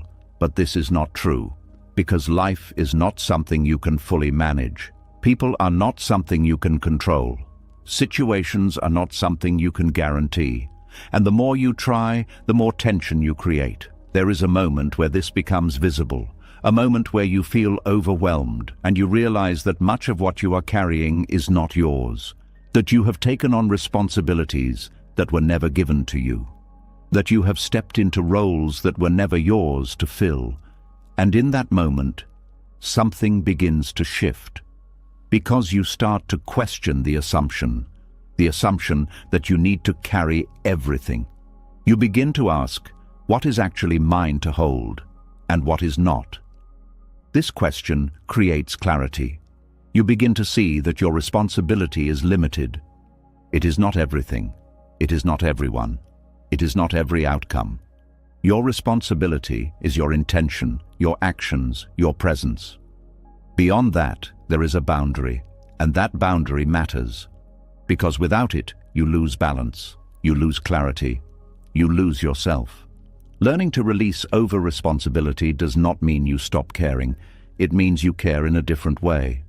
A way that does not consume you, a way that does not drain you, a way that allows both you and others to exist without being controlled. You begin to allow others to have their own experiences, their own emotions, their own reactions, without needing to step in and change them. You begin to trust that people can handle their own lives, that situations can unfold without your constant involvement, that not everything depends on you, and this trust brings relief, because you are no longer holding everything together. You are allowing things to be. There will still be moments where the mind tries to take on more, moments where it feels like you should do something, fix something, carry something. But now you can see it, you can feel the weight before it fully settles. You can notice the urge to take responsibility beyond what is yours, and instead of following it, you pause. You ask yourself, is this mine to carry? And if it is not, you let it go. Not with force, not with resistance, but with understanding, with clarity, with a quiet decision to return to your own space. And in that return, something changes. The heaviness begins to lift, the pressure begins to fade, the constant engagement begins to settle.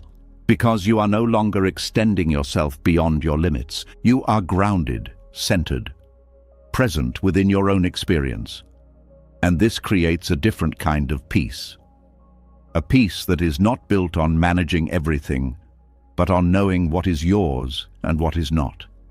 A peace that allows you to care without being consumed, to support without losing yourself, to be present without carrying unnecessary weight.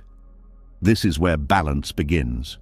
Not by doing more, but by holding less. Not by controlling more, but by releasing what was never yours. And as this becomes clearer, you begin to feel lighter, more at ease, less burdened, because you are no longer living as if everything depends on you.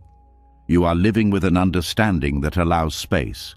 Space for yourself, space for others, space for life to move without constant interference. And in that space, something simple becomes clear. You were never meant to carry everything.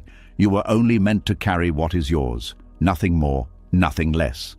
And in that realization, there is a quiet freedom, a freedom from the weight of over-responsibility, a freedom from the need to control through carrying, a freedom that allows you to finally rest, not because everything is perfect, but because you are no longer trying to hold the world together. You are allowing it to be. And in that allowance, there is peace. And as that weight begins to fall away, as you finally stop carrying what was never yours, something else quietly appears in its place.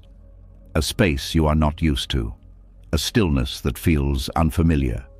And instead of immediately bringing peace, it can feel unsettling, almost uncomfortable.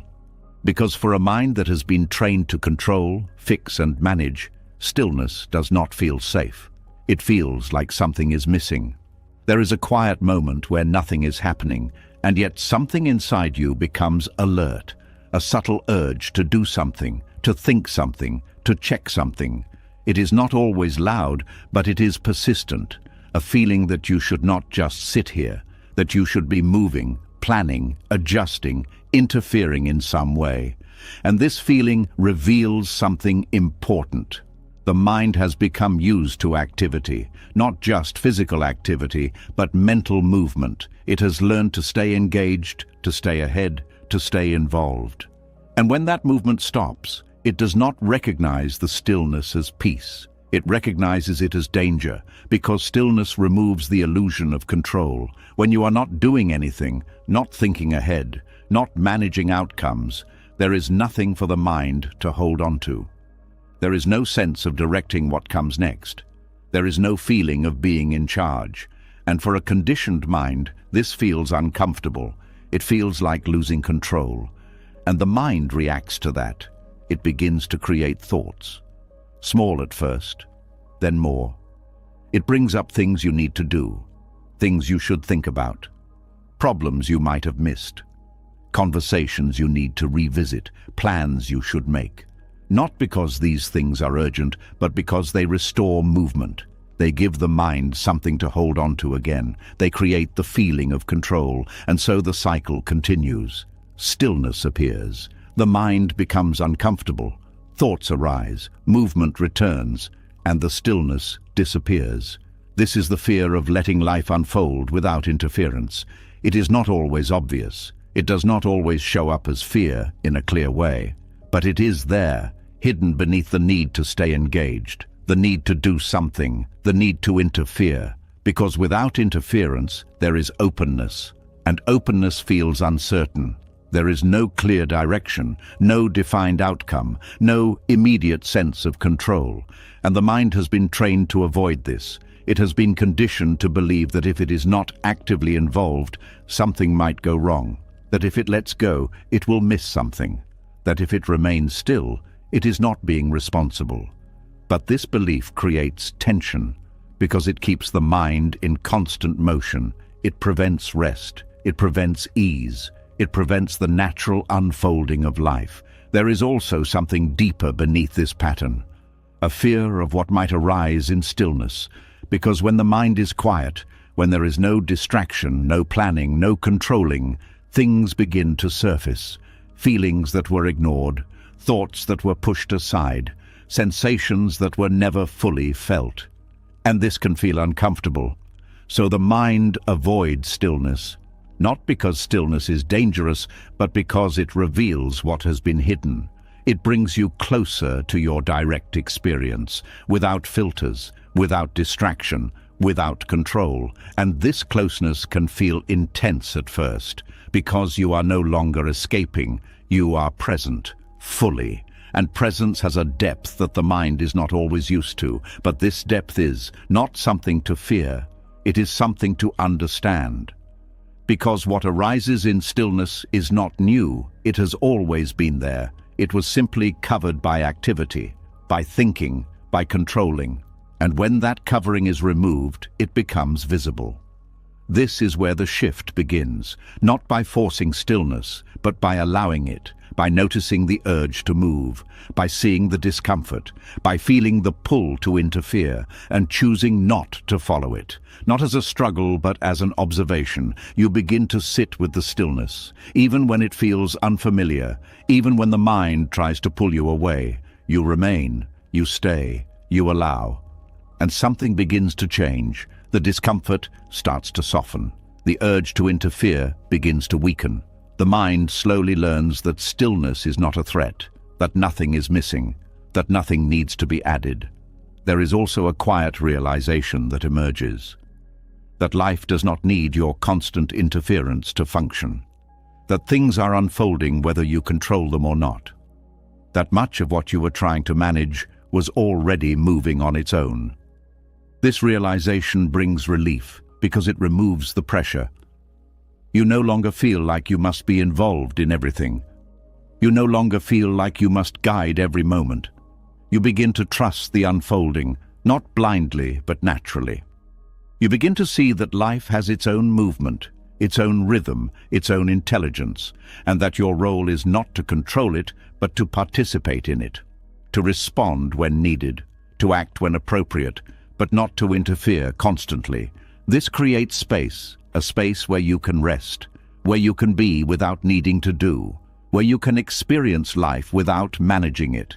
And in that space, something opens, a sense of ease, a quiet calm, a feeling that you are not required to hold everything together.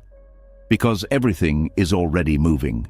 There will still be moments where the mind resists, moments where stillness feels uncomfortable again, moments where the urge to interfere returns. But now you can see it. You can notice the pattern. You can feel the movement beginning. And instead of following it, you pause. You stay. You allow the stillness to remain. And in doing so, you weaken the habit. Not by fighting it, but by not feeding it. Over time, this changes your relationship with stillness. It no longer feels empty. It no longer feels dangerous. It begins to feel natural, like something you can return to, like a place that does not require effort, like a state that is always available. You begin to notice moments where nothing is happening, and instead of feeling restless, you feel calm. Moments where there is no need to think, no need to plan, no need to control. And in those moments, there is peace. Not because everything is perfect, but because nothing is being interfered with. This is the quiet freedom of letting life unfold, not as something you force, but as something you allow. A freedom from constant engagement. A freedom from unnecessary movement. A freedom from the belief that you must always be doing something to be okay. And as this understanding deepens, you begin to feel something you may not have felt before, a comfort in stillness, a trust in the unfolding, a sense that you can rest even when nothing is being controlled, because you see clearly now, stillness is not the absence of life, it is the absence of interference. And in that absence, life reveals itself more clearly, more naturally, more fully. And you realize something simple, yet profound. You were never meant to control every moment. You were meant to experience it. And the moment you stop interfering, the moment you allow life to move as it is, something shifts. The tension dissolves. The fear fades. And what remains is something steady, something quiet, something deeply peaceful, not created, not forced, but always there, beneath the need to control, waiting for you to stop and simply be. And as that stillness becomes more familiar, as you begin to trust the unfolding without constantly interfering, something else quietly steps forward. It does not look like fear at first. It feels like responsibility, like urgency, like something that must be handled right now. But when you look closer, you begin to notice a pattern. A need to fix, to resolve, to close every open loop as quickly as possible. And in that moment, you start to see how even this urgency has been pulling you away from peace. There is a pressure that arises the moment something feels incomplete, a conversation that feels off, a problem that appears, a feeling that does not sit right. Instead of allowing it to be there, the mind reacts. It moves quickly. It searches for a solution. It tries to fix the situation before it fully understands it. This movement feels necessary. It feels like you are taking action. It feels like you are being effective, but beneath it, there is something else, a discomfort with leaving things unresolved, a resistance to letting something remain open, a belief that everything must be fixed immediately. And this belief creates urgency. Not a calm, clear movement toward resolution, but a rushed reaction driven by tension. You begin to notice it in small ways.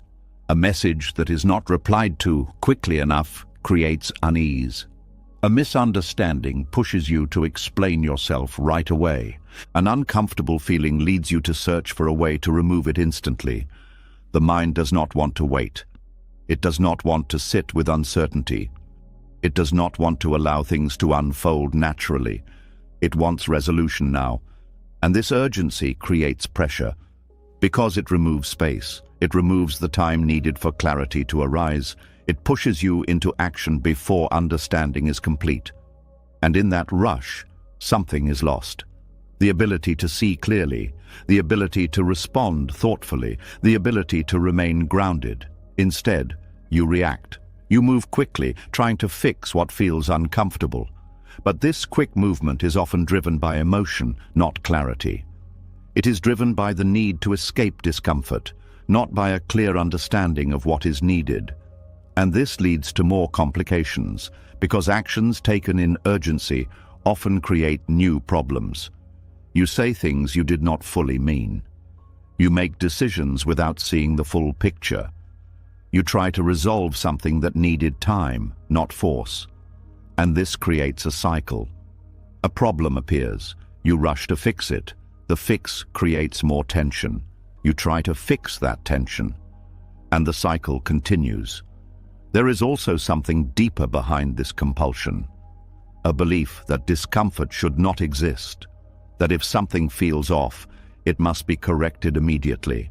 That if something is uncertain, it must be resolved. But this belief creates instability, because life is not always smooth. There are moments of confusion, moments of discomfort, moments where things are not clear. And these moments are not problems. They are part of the process. They are spaces where understanding develops, where emotions settle, where clarity forms. But when you rush to fix them, you interrupt that process. You do not allow things to settle. You do not allow space for clarity to emerge. You replace patience with urgency, and urgency clouds perception. There is a difference between action and reaction. Action comes from clarity. It is steady. It is grounded. It does not feel rushed. Reaction comes from discomfort. It is quick. It is pressured. It is driven by the need to escape. And the compulsion to fix everything immediately is a form of reaction. It is not about what is actually needed. It is about what feels uncomfortable. And this creates a disconnect because you are not responding to reality as it is. You are responding to your discomfort with it. This is why urgency destroys clarity. Because clarity requires space. It requires time. It requires the ability to observe without immediately acting. But urgency removes that space. It pushes you to move before seeing, to act before understanding, to fix before fully feeling. And in doing so, it creates more confusion. There is a moment where this becomes clear. A moment where you realize that rushing has not brought you peace, that fixing things quickly has not made them better, that the constant need to resolve everything has only created more tension. And in that moment, something shifts, because you begin to question the urgency itself. You begin to ask, does this really need to be fixed right now? And often, the answer is no. What is needed is not immediate action. It is presence. It is patience. It is the willingness to allow the situation to unfold. This does not mean you avoid action. It means you do not rush into it. You allow space for clarity to arise. You allow time for emotions to settle. You allow the moment to reveal what is actually needed. And this changes your relationship with problems. They no longer feel like emergencies. They become experiences, things that can be observed, understood, and responded to when the time is right. There is also a quiet strength in this, the ability to pause, to not react immediately, to remain present even when something feels uncomfortable. This strength does not come from controlling the situation. It comes from not being controlled by it, from not being pulled into urgency, from not being driven by the need to fix. You begin to notice the impulse as it arises, the urge to act quickly, the pressure to resolve, the discomfort of leaving something open, and instead of following it, you pause, you breathe, you allow the moment to be as it is, and in that pause, something changes. The intensity softens, the urgency fades, the mind becomes clearer, And from that clarity, action can arise naturally, not forced, not rushed, but appropriate. There is also a deeper trust that begins to form, a trust that not everything needs to be fixed immediately, that some things resolve on their own, that some situations require time, not intervention, that not every discomfort is a problem to solve. This trust reduces pressure because you are no longer trying to control every moment. You are allowing life to move, and this creates ease, a sense that you do not need to be constantly engaged, that you do not need to fix everything, that you can step back without things falling apart. There will still be moments where urgency returns, moments where the mind feels the need to act, to fix, to resolve, but now you can see it. You can feel the difference between clarity and compulsion. You can recognize when action is needed and when it is not. And this recognition allows you to choose, not from pressure, but from awareness. Over time, this changes everything. You become more patient, not because you are forcing yourself to wait, but because you no longer feel the need to rush. You become more clear, not because you are thinking more, but because you are allowing space for understanding to arise. You become more at ease, not because everything is perfect, but because you are no longer trying to fix everything. And in that ease, something settles. A quiet calm, a steady presence, a sense that things can unfold without your constant intervention. And in that unfolding, you begin to see something clearly. Not everything needs to be fixed. Not everything needs to be resolved right away. Not everything is a problem. Some things are simply part of the flow, and when you stop rushing to change them, when you allow them to move naturally, something shifts. The tension dissolves, the pressure fades, and what remains is something simple, a quiet clarity, a steady patience, a deep sense of peace that comes not from fixing everything, but from no longer needing to. And in that realization, you begin to feel lighter, freer, less driven by urgency, more grounded in presence, because you are no longer chasing resolution. You are allowing understanding, and in that allowance, life becomes clearer, not because it is controlled, but because it is seen, as it is, unrushed, unforced, unfolding. And in that unfolding, there is peace. And as that urgency begins to loosen, as you stop rushing to fix every moment and allow life to move at its own pace, something even more personal comes into view. It is not just situations you try to control, it is connection itself. The way you hold on to people, the way you try to keep love stable, the way you quietly shape your behavior to secure closeness. And when you begin to see this clearly, you realize that the deepest tension is not in what happens around you, but in how you try to hold on to those you care about. There is a quiet desire that lives inside every relationship, a desire to feel safe, to feel valued, to feel that the connection will remain. This desire is natural, it is part of being human. But when it meets uncertainty, when you cannot fully predict how someone feels or how they will act, something shifts. The mind begins to move toward control, not in obvious ways, but in subtle adjustments. You start to think more carefully about what you say. You begin to hold back certain parts of yourself. You try to present yourself in a way that will be accepted. You adjust your behavior to avoid conflict or rejection. At first, this feels like care. It feels like you are protecting the relationship. It feels like you are doing what is necessary to keep things stable. But beneath this, something else is happening. You are slowly moving away from authenticity. Because instead of being as you are becoming what you think is needed. You begin to shape yourself around the relationship. And in doing so, you lose something, the natural expression of who you are. There is also a deeper belief driving this behavior, the belief that love can be secured, that if you act the right way, say the right things, avoid the wrong moves, you can make the relationship stable, that you can prevent distance, that you can control how the other person feels. But this belief creates pressure, because now the relationship is something you must manage, something you must maintain through constant adjustment, something you must protect through control. And this creates tension, not only in your actions, but in your mind. You begin to think more, to analyze more, to monitor more. You watch for signs, you interpret small changes. You try to stay ahead of potential problems, and this keeps you in a state of alertness, a state where you are not fully relaxed, because part of you is always checking, always adjusting, always trying to keep the connection stable. But relationships are not stable in that way. They are alive, they move, they change, they grow in ways that cannot be fully controlled, and when you try to fix them into a certain form, you create resistance, a resistance that shows up as tension in the connection, because the other person can feel it. They can feel the subtle pressure, the unspoken expectations, the need for things to be a certain way, and this affects the dynamic, because instead of two people meeting naturally, there is a layer of control, a layer that tries to guide, to shape, to secure. And this layer creates distance, even if everything looks fine on the surface. There is also something else that happens when you try to control love.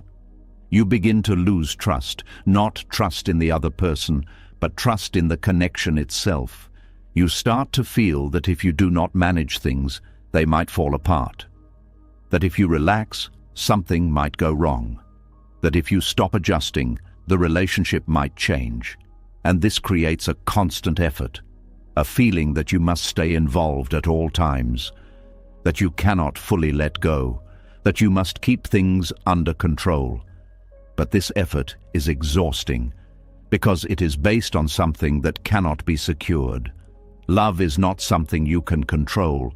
It is something that exists freely. It arises, it grows, it changes.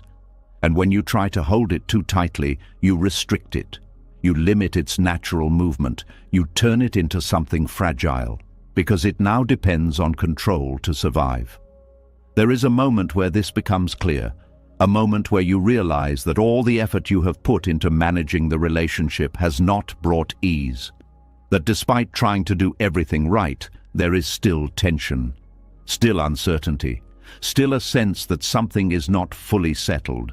And in that moment, something opens, because you begin to see that control is not creating security, it is creating pressure. And pressure does not sustain connection, it weakens it. This realization brings a shift. You begin to question the need to control. You begin to ask, what if the relationship does not need to be managed in this way? What if it can exist without constant adjustment? What if it can unfold naturally? And this question creates space. Space for authenticity. Space for honesty. Space for presence. You begin to allow yourself to be as you are, not as you think you should be, not as you believe is required, but as you are in this moment. And this changes the connection, because authenticity brings something that control cannot. It brings realness, a sense that what is happening is not being forced, that what is being expressed is true. And this allows the relationship to breathe, to move, to evolve. There is also a deeper trust that begins to form, a trust that love does not need to be controlled to exist. That connection does not need to be managed to continue, that if something is real, it will move in its own way. And this trust removes pressure, because you are no longer trying to secure the relationship. You are allowing it. There will still be moments where the mind tries to step in, moments where it wants to adjust, to control, to fix. But now you can see it. You can feel the tension that comes with it. You can notice the shift away from authenticity. And instead of following it, you pause. You return to yourself. You allow the moment to unfold without interference. And in that allowance, something changes. The connection becomes lighter, more natural, more fluid, because it is no longer being shaped by control. It is being experienced as it is. There is also a freedom that comes with this, a freedom from needing the relationship to be a certain way, a freedom from constantly managing how you are seen, a freedom from the fear that things must be controlled to last. This freedom allows you to engage fully, to be present, to express without holding back, without adjusting, without controlling. And in that presence, something deeper emerges, a connection that is not built on effort, but on openness. A connection that does not need to be secured, but simply experienced. And this changes how you feel, because you are no longer carrying the weight of maintaining everything. You are allowing the relationship to move, to grow, to change, as it naturally does. There is also a clarity that begins to form. You begin to see that control was never creating safety. It was creating distance, distance from yourself, distance from the other person, distance from the real experience of connection. And when that control drops, that distance fades. You come closer, not through effort, but through presence, through authenticity, through allowing. And in that closeness, there is something real, something that cannot be forced, something that cannot be controlled, something that can only exist when you stop trying to shape it. And that is where peace enters the relationship. Not as a result of control, but as a result of letting go. Letting go of the need to secure, letting go of the need to manage, letting go of the need to make things a certain way, and allowing what is real to be enough. And in that allowance, you begin to feel something different, a sense of ease, a sense of trust, a sense that you can be fully yourself without needing to control how things unfold. Because you see clearly now, love does not need control to exist. It needs space, it needs honesty, it needs presence. And when you give it that, it moves freely, naturally, without force, without pressure, without fear. And in that freedom, there is peace. Not because everything is certain, but because nothing is being held too tightly. And in that lightness, you finally experience connection as it is meant to be.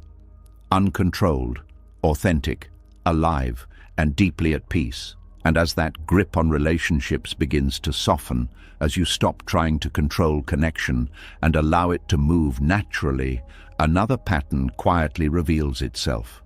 It is not only about people or outcomes anymore, it is about what the mind does when it does not feel certain. A habit so quick, so automatic, that you rarely notice it happening. The way the mind jumps ahead, not just to the future, but to the worst version of it. And once you see this clearly, you begin to understand how control is still operating in the background. There is a sudden shift that happens inside the mind when something feels unclear. A pause, a gap, a moment where you do not know what will happen next. And instead of staying with that openness, the mind moves quickly. It fills the space. It creates a scenario. But not just any scenario. It goes to what could go wrong. Not in a dramatic way at first, but in small, subtle ways. A thought appears that something might not work out. Then another thought follows, adding detail. Then another, building a sequence. And before you notice, the mind has created a full picture of a future that has not happened. A conversation turns into conflict. A delay turns into rejection. A small mistake turns into failure. And all of this happens within seconds. It feels real. Not because it is happening, but because the mind has filled it with detail. This is the mind creating worst-case scenarios. It believes it is protecting you. It believes that by imagining what could go wrong, it can prepare you, that it can help you avoid pain, that it can keep you safe. But what it is actually doing is something very different. It is creating tension. Because the body does not always distinguish between what is real and what is imagined. When the mind creates a negative scenario, the body responds. You feel it, a tightening in the chest, a subtle unease, a shift in your breathing, and suddenly you are reacting to something that is not happening. This is where control hides. The mind tries to anticipate problems so it can neutralize them before they occur. It tries to stay ahead of life, to predict what might go wrong and prepare for it. But this preparation never ends, because once one scenario is imagined, another follows, and another, and another. There is no final point where the mind says this is enough, because the future is open. and openness allows endless possibilities. So the mind keeps searching, it keeps scanning, it keeps building, and this creates a loop, a constant movement between imagining and reacting. You begin to feel like something is wrong, even when nothing is happening. You begin to feel uneasy, even in calm moments. You begin to live as if you are always on the edge of something going wrong. This is not reality. This is projection. But projection feels real when it is repeated enough. There is also a deeper reason why the mind does this. It is trying to create certainty. It believes that if it can identify all possible threats, it can avoid them. That if it can think through every negative outcome, it will be prepared. But this belief is flawed, because thinking about something does not give you control over it. It only gives you the illusion of control.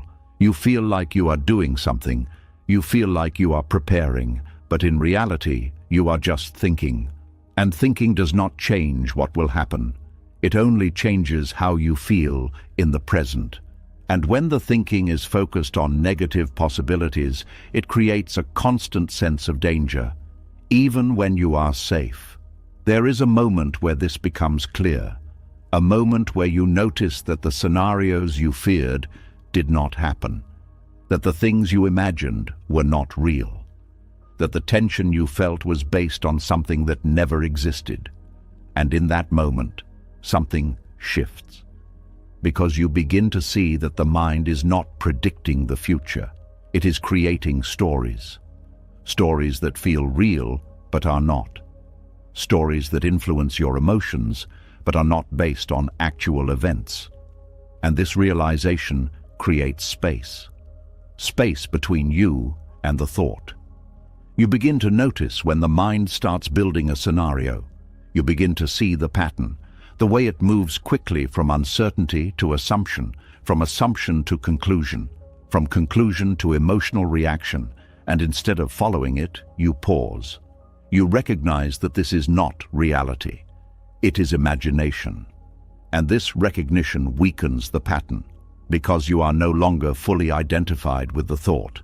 You are observing it. And observation creates distance. There is also a shift in how you relate to uncertainty. Instead of trying to fill it with imagined outcomes, you allow it to remain open. You do not rush to create a story. You do not jump to conclusions. You stay with what is actually happening. And this changes your experience, because you are no longer reacting to imagined threats. You are responding to real situations. And this brings calm, a sense of stability, a feeling that you are grounded in what is real, not what is imagined. There will still be moments where the mind tries to create scenarios, moments where it pulls you into possible futures. But now you can see it. You can feel the shift. You can notice when you are moving away from the present. And instead of continuing, you return. You come back to what is here, to what is actually happening. And in that return, the imagined scenarios lose their power, because they are not being fed, they are not being followed, they are simply passing through. This is where control begins to dissolve, not because you forced it, but because you stopped participating in it. You stopped trying to manage the future through imagination. You stopped trying to neutralize threats that do not exist. You allowed the mind to settle, and in that settling, something becomes clear. You do not need to anticipate every possible problem to be safe. You do not need to imagine worst-case scenarios to be prepared. You only need to be present, to respond when something actually happens, not before. There is also a deeper trust that begins to form, a trust that you can handle situations as they arise, that you do not need to prepare for everything in advance, that you do not need to live in a constant state of alertness. This trust removes pressure, because you are no longer trying to control what has not happened. You are allowing life to unfold, and responding to it as it does. This creates ease, a quiet sense of relaxation, a feeling that you are not constantly bracing for impact, because you are no longer living in imagined futures. You are here, in this moment, where things are as They are. There is also a clarity that emerges. You begin to see that the mind was never protecting you. It was exhausting you. It was creating tension where there was none. It was turning neutral moments into stressful ones.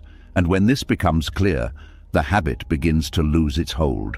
Not because you stopped thinking, but because you stopped believing every thought. You stopped following every scenario. You stopped reacting to every possibility. And in that stopping, something opens, a sense of calm, a feeling of groundedness, a presence that is not shaken by imagined outcomes. And in that presence, there is peace. Not because the future is certain, but because you are no longer trying to control it. You are allowing it to come, as it will, and when it arrives, you will meet it. Not with fear, not with tension, but with clarity, with awareness, with a steady presence that does not depend on what might happen. And in that steadiness, you find something you could never find in anticipation. A peace that exists now, not in the future, not in imagined outcomes, but here, in what is real, unchanged by what could be, unaffected by what might happen, simply present, simply aware, simply at peace. And as that grip on imagined futures begins to loosen, as you stop chasing every possible outcome and return to what is real, something even deeper begins to surface. It is no longer just about thoughts or habits, it is about who you believe yourself to be. Because after holding on for so long, after trying to manage everything, after building your sense of safety around control, it no longer feels like something you do. It feels like something you are. There is a quiet identity that forms over time. It does not appear all at once, but slowly, through repetition, through the constant need to stay ahead, to manage, to keep things together. You begin to see yourself as the one who handles things, the one who stays in control, the one who does not let life slip out of place. At first, this feels strong. It feels like discipline. It feels like awareness. It feels like responsibility. And others may even recognize you for it. They may say you are reliable. They may say you are composed. They may say you have everything together. And this reinforces the identity, because now it is not just something you do. It is something you are known for, something you take pride in, something you protect. But beneath this identity, there is something else, a quiet tension, a constant effort, a feeling that you must maintain this image, because if you let go, something might change. And this is where control becomes personal. It is no longer about managing situations. It is about maintaining who you believe yourself to be. You begin to feel that if you are not in control, you are not yourself. That if things become uncertain, you are losing something. That if you stop managing everything, you might fall apart. And this creates fear. Not the fear of what will happen, but the fear of who you will be without control. Because the identity has been built around it. You have learned to associate control with stability, with strength, with safety. So letting go does not feel like release. It feels like loss, like stepping into something unfamiliar, like leaving behind something that has defined you. But this identity is not as solid as it seems. It is constructed, built from habits, reinforced by repetition, shaped by past experiences. It is not who you truly are. It is a pattern. And like all patterns, it can be seen, it can be understood, it can be released. There is a moment where this becomes clear. A moment where you notice that the effort to stay in control is not bringing ease, that the identity you are holding on to is not giving you peace, that the constant need to manage is creating pressure, not freedom. And in that moment, something begins to shift, because you start to question the identity itself. You begin to ask, who am I without this? And this question creates space. At first, that space can feel uncomfortable, because it is unfamiliar, because the mind does not know how to define itself without control. But within that discomfort, there is also possibility.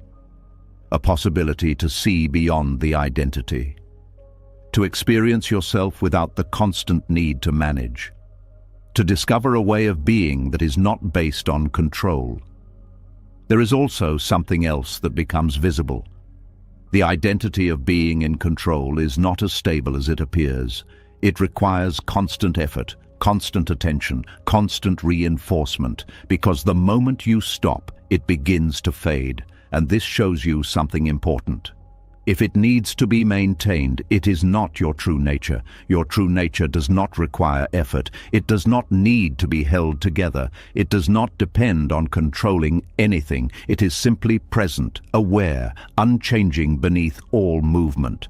But the identity of control keeps you focused on the surface, on actions, on outcomes, on maintaining a certain image. And this pulls you away from that deeper presence. The more you identify with control, the more you feel the need to uphold it. And this creates tension, because life does not always allow you to stay in control. Things change, situations shift, people act in unexpected ways. And when this happens, the identity is challenged. You feel it, a sense of instability, a discomfort, a need to regain control quickly, because without it you feel exposed. But this exposure is not a weakness. It is a doorway into something more real, because when control drops, even for a moment, you begin to experience yourself differently, not as someone who must manage everything, but as someone who can simply be. You begin to feel the difference between effort and presence, between holding and allowing, between controlling and experiencing. And this difference is profound, because presence does not require identity. It does not require you to be a certain way.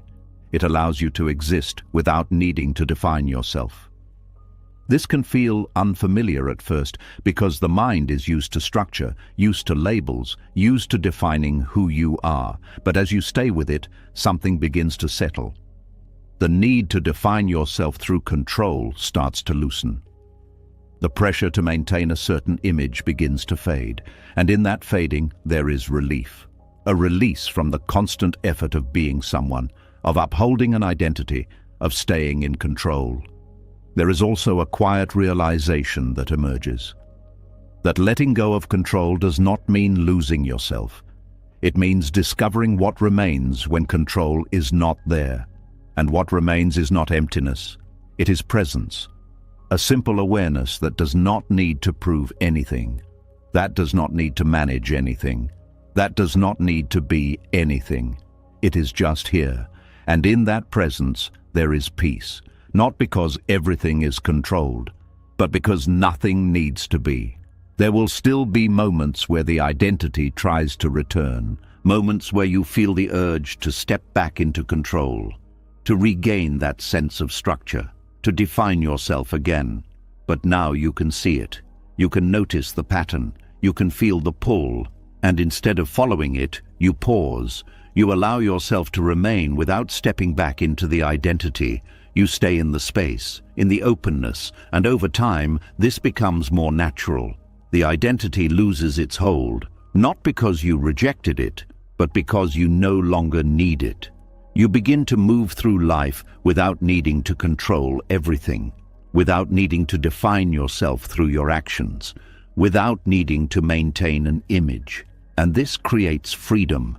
A freedom that is not based on control, but on release. A freedom that allows you to be flexible, open, responsive. A freedom that does not depend on being a certain way. And in that freedom, something becomes clear.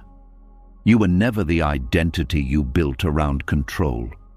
You were the awareness beneath it, the presence that observed it, the stillness that remained even when everything was moving.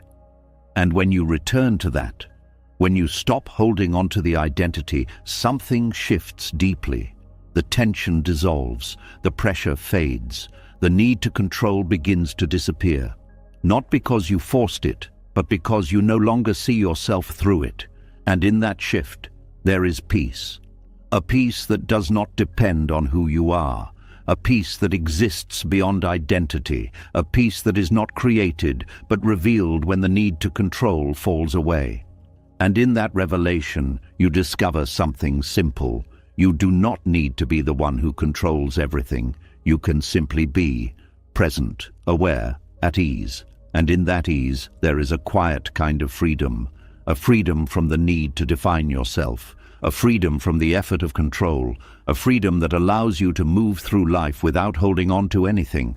And in that movement, you find something deeper than identity. You find peace. And as that identity begins to loosen, as you stop defining yourself through control and start resting more in simple awareness, something even more subtle begins to reveal itself.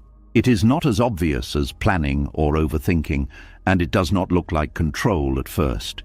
It feels softer, almost harmless. It feels like connection, like checking, like wanting to be sure. But when you look closely, you begin to notice that even this carries a quiet tension, a need to confirm, to be reassured, to know that everything is still okay. There is a small question that appears in the mind, often unnoticed. It sounds simple, it sounds reasonable, but it repeats, are they still okay with me? Did I do the right thing? Is everything fine? These questions do not come once. They return again and again, and each time they carry a subtle discomfort, a feeling that something is uncertain, something needs to be confirmed before you can relax. This is the beginning of seeking reassurance. It does not feel like control. It feels like clarity. It feels like you are just trying to understand. But beneath it, there is a deeper movement, a desire to stabilize how you feel by controlling what others say. You look for signs, a message, a tone, a reaction. You listen carefully, not just to hear, but to confirm, to make sure nothing has changed, to make sure everything is still safe. And for a moment, when reassurance is given, you feel relief. A soft release, a sense that things are okay again. But this relief does not last, because the uncertainty returns, and with it, the need to ask again, to check again, to confirm again. This creates a cycle, a quiet loop that keeps you dependent on external responses. You begin to feel that your sense of calm depends on what others say, that your stability depends on their reassurance. And this is where the hidden control appears, because you are no longer just experiencing the relationship. You are trying to secure it through constant confirmation. You are trying to manage how it feels by controlling the feedback you receive. And this creates tension, not always visible but present. A subtle need that sits beneath interactions, a pressure that asks for certainty again and again. There is also a deeper fear beneath this pattern, a fear of losing connection, a fear that something might change without you noticing, a fear that if you do not check, things might drift. And the mind responds by seeking reassurance, not once, but repeatedly, as if each confirmation can guarantee stability. But it cannot, because reassurance does not remove uncertainty. It only covers it for a moment, and the more you depend on it, the more sensitive you become to its absence.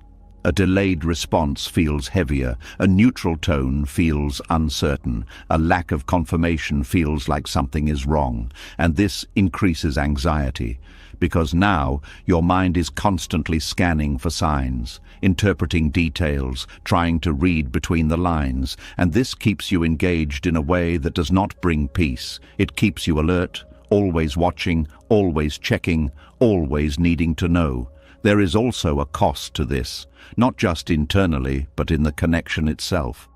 Because when reassurance becomes constant, it begins to carry weight. The other person may feel the need behind it, the unspoken request to confirm again and again. And this can create pressure, a subtle tension that affects the natural flow of the relationship. Because connection begins to revolve around validation, not presence, around confirmation, not experience. And this shifts the dynamic from something open and natural to something managed and controlled. There is a moment where this becomes visible, a moment where you notice that even after receiving reassurance, the mind is not fully at rest, that the calm you felt fades quickly, that the need returns. And in that moment, something becomes clear. The reassurance is not solving the discomfort, it is maintaining it, because it reinforces the belief that you need external confirmation to feel okay. and this keeps the cycle alive. There is a different way of seeing this, a way that does not rely on constant reassurance. It begins with noticing the discomfort without immediately trying to resolve it. The moment the question appears, instead of seeking an answer, you pause, you feel the uncertainty, you stay with it, not trying to fix it, not trying to escape it, just allowing it to be there. At first, this feels uncomfortable because the mind is used to moving quickly, used to seeking answers, used to closing the gap. But as you stay, something begins to change. The intensity softens, the urgency fades, the need to ask begins to loosen. Because you are no longer feeding it, you are allowing the feeling without reinforcing the pattern. There is also a shift in trust. Not trust in what others say, but trust in your own presence. A recognition that you do not need constant confirmation to be okay. That your sense of stability does not need to come from outside. That you can remain grounded even when things are not fully certain. This trust changes your experience. Because you are no longer dependent. You are no longer waiting for reassurance to feel calm. You are finding that calm within yourself. And this creates freedom. A freedom from constant checking. A freedom from needing to confirm every detail.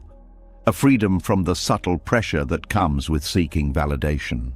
There will still be moments where the mind reaches out, moments where it wants to ask, to check, to confirm. But now you can see it. You can feel the movement. You can recognize the pattern, and instead of following it, you pause. You return to yourself. You allow the moment to unfold without interference, and in that space, something settles. The need becomes weaker. The pattern begins to fade, because it is no longer being reinforced. There is also a deeper understanding that emerges. That validation does not create security. It creates dependence. And true security does not come from outside. It comes from your ability to remain steady within yourself, to feel without needing immediate confirmation, to stay present without needing constant reassurance. This steadiness brings peace, a quiet calm that is not shaken by small uncertainties, a grounded presence that does not rely on external responses, a sense that you are okay even when things are not fully confirmed. And in that sense, something shifts. You begin to relate differently. You listen without needing to interpret. You speak without needing to be validated. You connect without needing to secure the outcome, and this creates a different kind of connection, one that is lighter, more natural, more real, because it is not built on control, it is built on presence. There is also a quiet relief that comes with this. A release from the constant need to check. A release from the subtle anxiety of waiting for confirmation. A release from the pattern that kept you tied to external validation. And in that release, something opens. A sense of ease, a feeling that you can simply be, without needing to know everything, without needing to confirm everything, without needing to control how things are perceived. And this ease brings peace, not because everything is certain, but because you are no longer trying to make it so. You are allowing the uncertainty to exist, without turning it into a problem, without needing to resolve it immediately. And in that allowing, you discover something simple. You do not need constant reassurance to be okay. You do not need validation to feel stable. You do not need to control how others respond to feel secure. You only need to return to yourself, to your presence, to the awareness that is not shaken by temporary uncertainty. And when you do, something becomes clear. The peace you were seeking through reassurance was always within you. It was only hidden by the need to confirm. And when that need falls away, what remains is quiet, steady, unmoved. A presence that does not depend on anything outside. And in that presence, there is freedom. A freedom from subtle control. A freedom from constant seeking. A freedom that allows you to experience life as it is, without needing to secure it, without needing to hold it together, simply allowing, simply being. And in that being, you find peace. And as that need for reassurance begins to fade, as you stop depending on others to stabilize how you feel, something deeper comes into focus. It is not only the need to control what others say or how they respond, it is the way you relate to what is happening inside you. Because even when there is no one else involved, the mind continues the same pattern. It tries to manage, to adjust, to control what it feels. And when you begin to see this clearly, you realize that some of the strongest control is not directed outward, but inward. There is a moment when a feeling arises, and it is not comfortable. It does not feel right.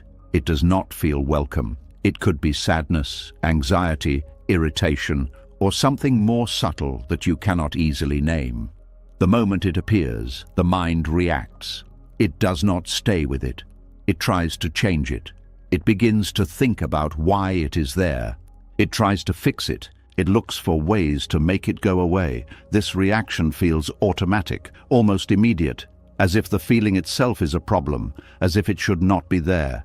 This is the inability to sit with unresolved emotions. Not because you lack strength, but because the mind has learned to avoid discomfort.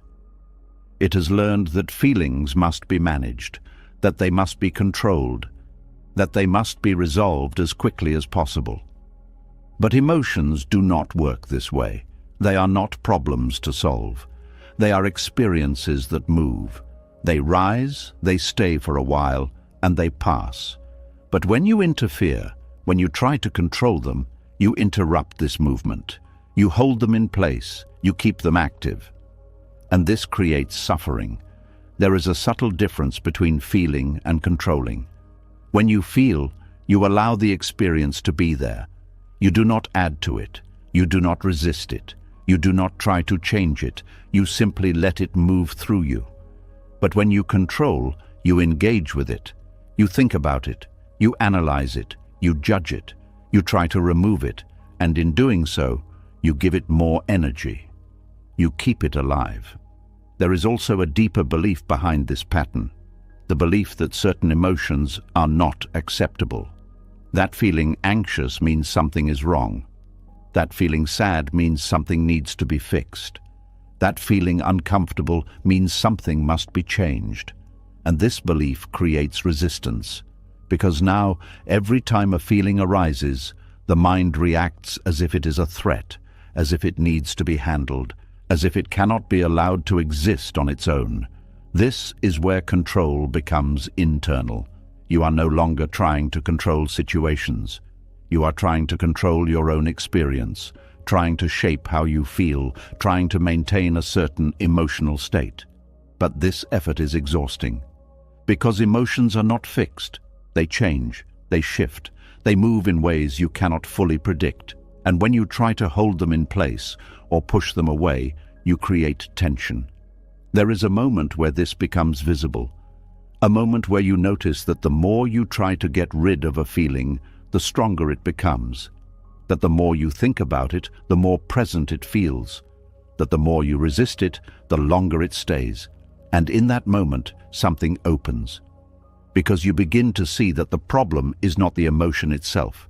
It is the resistance to it, the effort to control it, the need to make it go away. This realization creates space to try something different. Instead of reacting, you pause. You allow the feeling to be there, not as something you like, but as something you are not trying to change. You feel it in the body, without adding a story, without trying to understand it fully, without trying to fix it. At first, this feels unfamiliar. The mind wants to step in. It wants to explain, to analyze, to move away. But you stay. You remain present. And something begins to shift. The intensity of the feeling changes, not because you did something to it, but because you stopped interfering. You allowed it to move. And this movement is natural, because emotions are not permanent. They do not stay forever. They only appear to stay when they are being held in place, when they are being fed with attention, with resistance, with control. When you stop feeding them, They change, they soften, they pass. There is also a deeper understanding that begins to form, that you do not need to control your emotions to be okay, that you can experience discomfort without being overwhelmed by it, that you can feel without needing to fix. This understanding creates freedom, because you are no longer afraid of what you feel.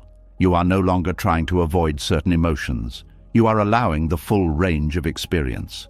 And this creates stability. Not the stability of always feeling good, but the stability of being able to remain present regardless of how you feel. This is a different kind of strength, a strength that does not come from control, but from acceptance, from allowing what is there without needing it to be different. There will still be moments where the mind reacts, moments where it tries to control the feeling again, to analyze, to fix, to escape. But now you can see it. You can notice the pattern. You can feel the urge to move away. And instead of following it, you stay. You return to the experience. You allow it to be. And in that allowing, the pattern begins to weaken, because it is no longer being reinforced. There is also a quiet trust that begins to grow, a trust that emotions can move on their own, that they do not need your control to pass, that they have their own rhythm, their own flow. And when you allow that flow, something changes. The relationship with your inner world becomes softer, less tense, less reactive. You begin to feel more at ease within yourself, not because you are controlling how you feel, but because you are allowing yourself to feel. And this creates peace, not the absence of emotion, but the absence of resistance. A peace that exists even when emotions arise, because you are not fighting them, you are not trying to change them. You are simply allowing them to be part of the experience. There is also a deeper connection that emerges, a connection to yourself. Because when you stop controlling your emotions, you begin to listen to them, not as problems, but as signals, as movements within you that do not need to be fixed, only understood. And this understanding is not intellectual, it is felt, direct, without words. And in that connection, something settles, a sense that you are no longer divided, no longer pushing parts of yourself away, no longer trying to maintain a certain state. You are whole, present, allowing everything to be as it is. And in that wholeness, there is peace, a peace that does not depend on feeling good all the time, a peace that remains even when discomfort arises. Because it is not built on control, it is built on acceptance, on the ability to sit with what is unresolved, without needing to resolve it immediately, without needing to change it, without needing to escape it. And as this ability grows, something becomes clear. You were never meant to control your emotions. You were meant to experience them, to let them move, to let them pass. And when you stop interfering, when you allow them to follow their natural course, something shifts. The tension dissolves, the struggle fades, and what remains is something simple, a quiet presence, a steady awareness, a peace that exists not because everything is resolved, but because nothing is being resisted. And in that peace, you finally rest. Not from controlling your experience, but from allowing it, fully, naturally, without fear, without force, just as it is. And as you begin to sit more gently with your emotions, as you stop trying to force them away and allow them to move on their own, something deeper starts to come into view. It is not just about what you feel now, it is about where these patterns first began. Because the need to control did not appear randomly, it was shaped slowly over time. And when you begin to look back without judgment, you start to see that what you call control today may have once been protection.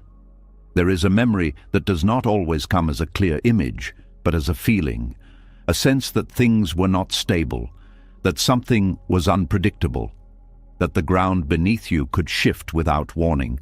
It could have been loud or quiet, obvious or subtle, but it left an imprint, a time when you did not feel fully safe, a moment when things were out of your hands, an experience where you did not know what would happen next. And in that space, the mind learned something. it learned that unpredictability feels dangerous, that instability must be avoided, that not knowing is something to protect against. So it began to build a response. Control, not as a weakness, but as a way to cope, a way to create structure where there was none, a way to feel safe in an environment that did not always offer it. At that time, it made sense.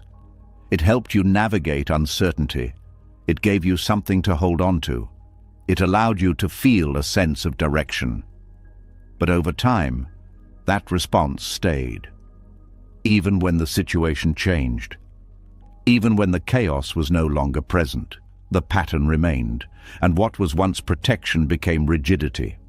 You begin to notice it in the way you approach life, a need for things to be predictable, a discomfort when plans change, a tension when outcomes are not clear.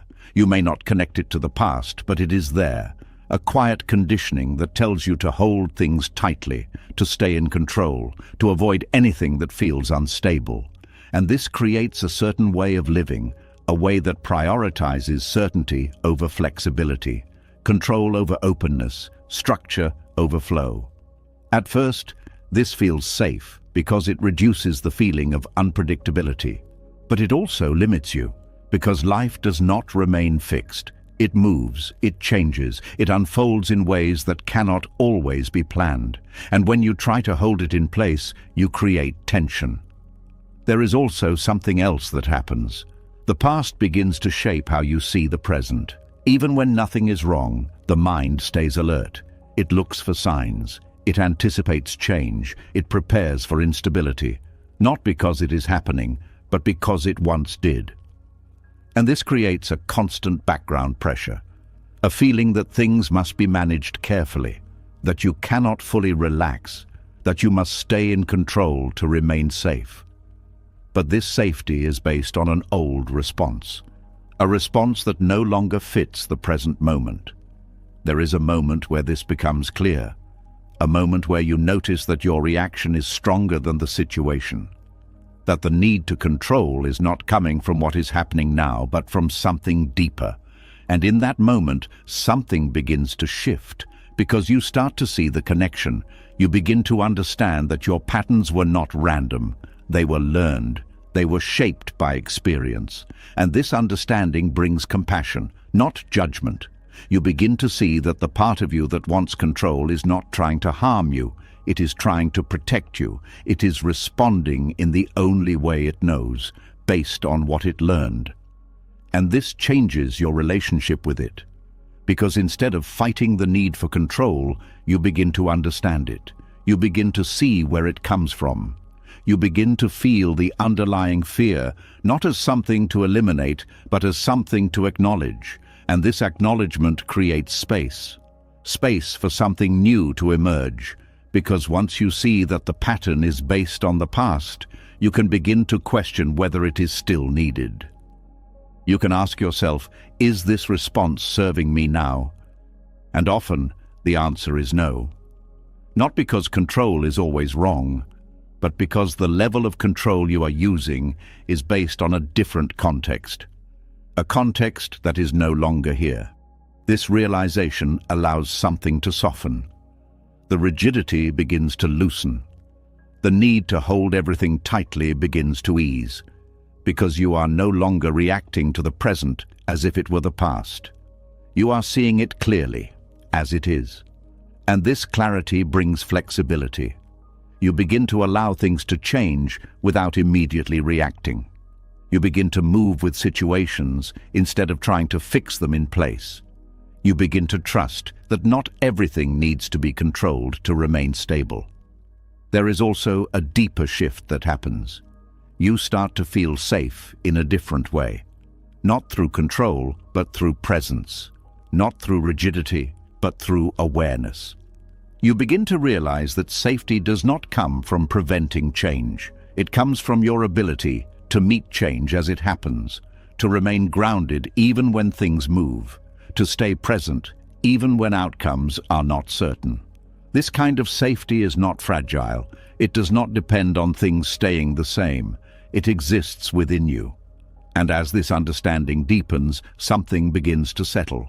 The old patterns lose their intensity, not because you force them away, but because you no longer rely on them in the same way. You begin to respond differently, not from fear, but from clarity. Not from past conditioning, but from present awareness, and this creates freedom. A freedom from the rigidity that once felt necessary, a freedom to experience life without holding it too tightly, a freedom to allow movement, change, and uncertainty without immediately reacting. There will still be moments where the old response appears, moments where the mind reaches for control, but now you can see it. You can recognize it as a learned pattern. You can feel the urge without being driven by it. And instead of tightening, you soften. You allow the moment to unfold. You stay present. And in that presence, the pattern begins to lose its power. Because it is no longer being reinforced, it is being seen. And seeing brings change. There is also a quiet healing that takes place. Not by revisiting the past in a heavy way, but by releasing its hold on the present. By allowing yourself to respond differently now. By giving yourself the space that may not have been there before. And this healing is gentle. It does not require force. It does not require fixing everything. It simply requires awareness, a willingness to see what is happening, to understand where it comes from, and to allow something new to emerge. As this continues, you begin to feel lighter, less rigid, less tense, more open, because you are no longer carrying the need to control everything. You are allowing life to move, as it does, naturally. And in that movement, something becomes clear. You were never meant to stay in control at all times. You were only trying to feel safe. And now, you are learning that safety does not require control. It requires presence. It requires trust. It requires the ability to be here without holding on to the past. And in that realization, something shifts deeply. The need to control begins to fade, the rigidity dissolves, and what remains is something simple, a quiet flexibility, a steady awareness, a peace that is not built on holding things together, but on allowing them to be. And in that peace, you finally rest, not because everything is certain, but because you no longer need it to be. You are here, present, unburdened, and free. You spent so much of your life trying to hold everything together, trying to predict, control, fix, and understand every piece of your experience, believing that peace would finally come when everything made sense, when nothing was left uncertain, when nothing could go wrong. But now you see it clearly. The more you tried to control life, the further peace moved away from you. You saw how control disguised itself as protection, how it hid inside overthinking, inside relationships, inside your identity, inside your emotions, and even inside your past. You saw how it created tension where there was none, how it turned uncertainty into fear, how it made you carry what was never yours and chase answers that never brought relief. And now something has shifted. You are no longer trying to force life into a shape you can manage. You are no longer trying to control every outcome, every feeling, every reaction. You are allowing things to move as they are. You are trusting what unfolds. You are staying present even when things are unclear. And in that presence, you found something deeper than control. You found peace. Not the kind that depends on certainty, not the kind that waits for everything to be perfect, but the kind that exists right here when you stop interfering, when you stop resisting, when you stop trying to hold everything together. So, if you made it this far, type "I release control" in the comments, not for me but for you, as a quiet decision, as a reminder that you are choosing peace over pressure, presence over prediction, and trust over fear. And if this spoke to you, if something inside you shifted even slightly, then subscribe and turn on notifications, because this is just the beginning. There is more clarity, more freedom, more peace waiting for you. Stay present, stay aware, and I will see you in the next one.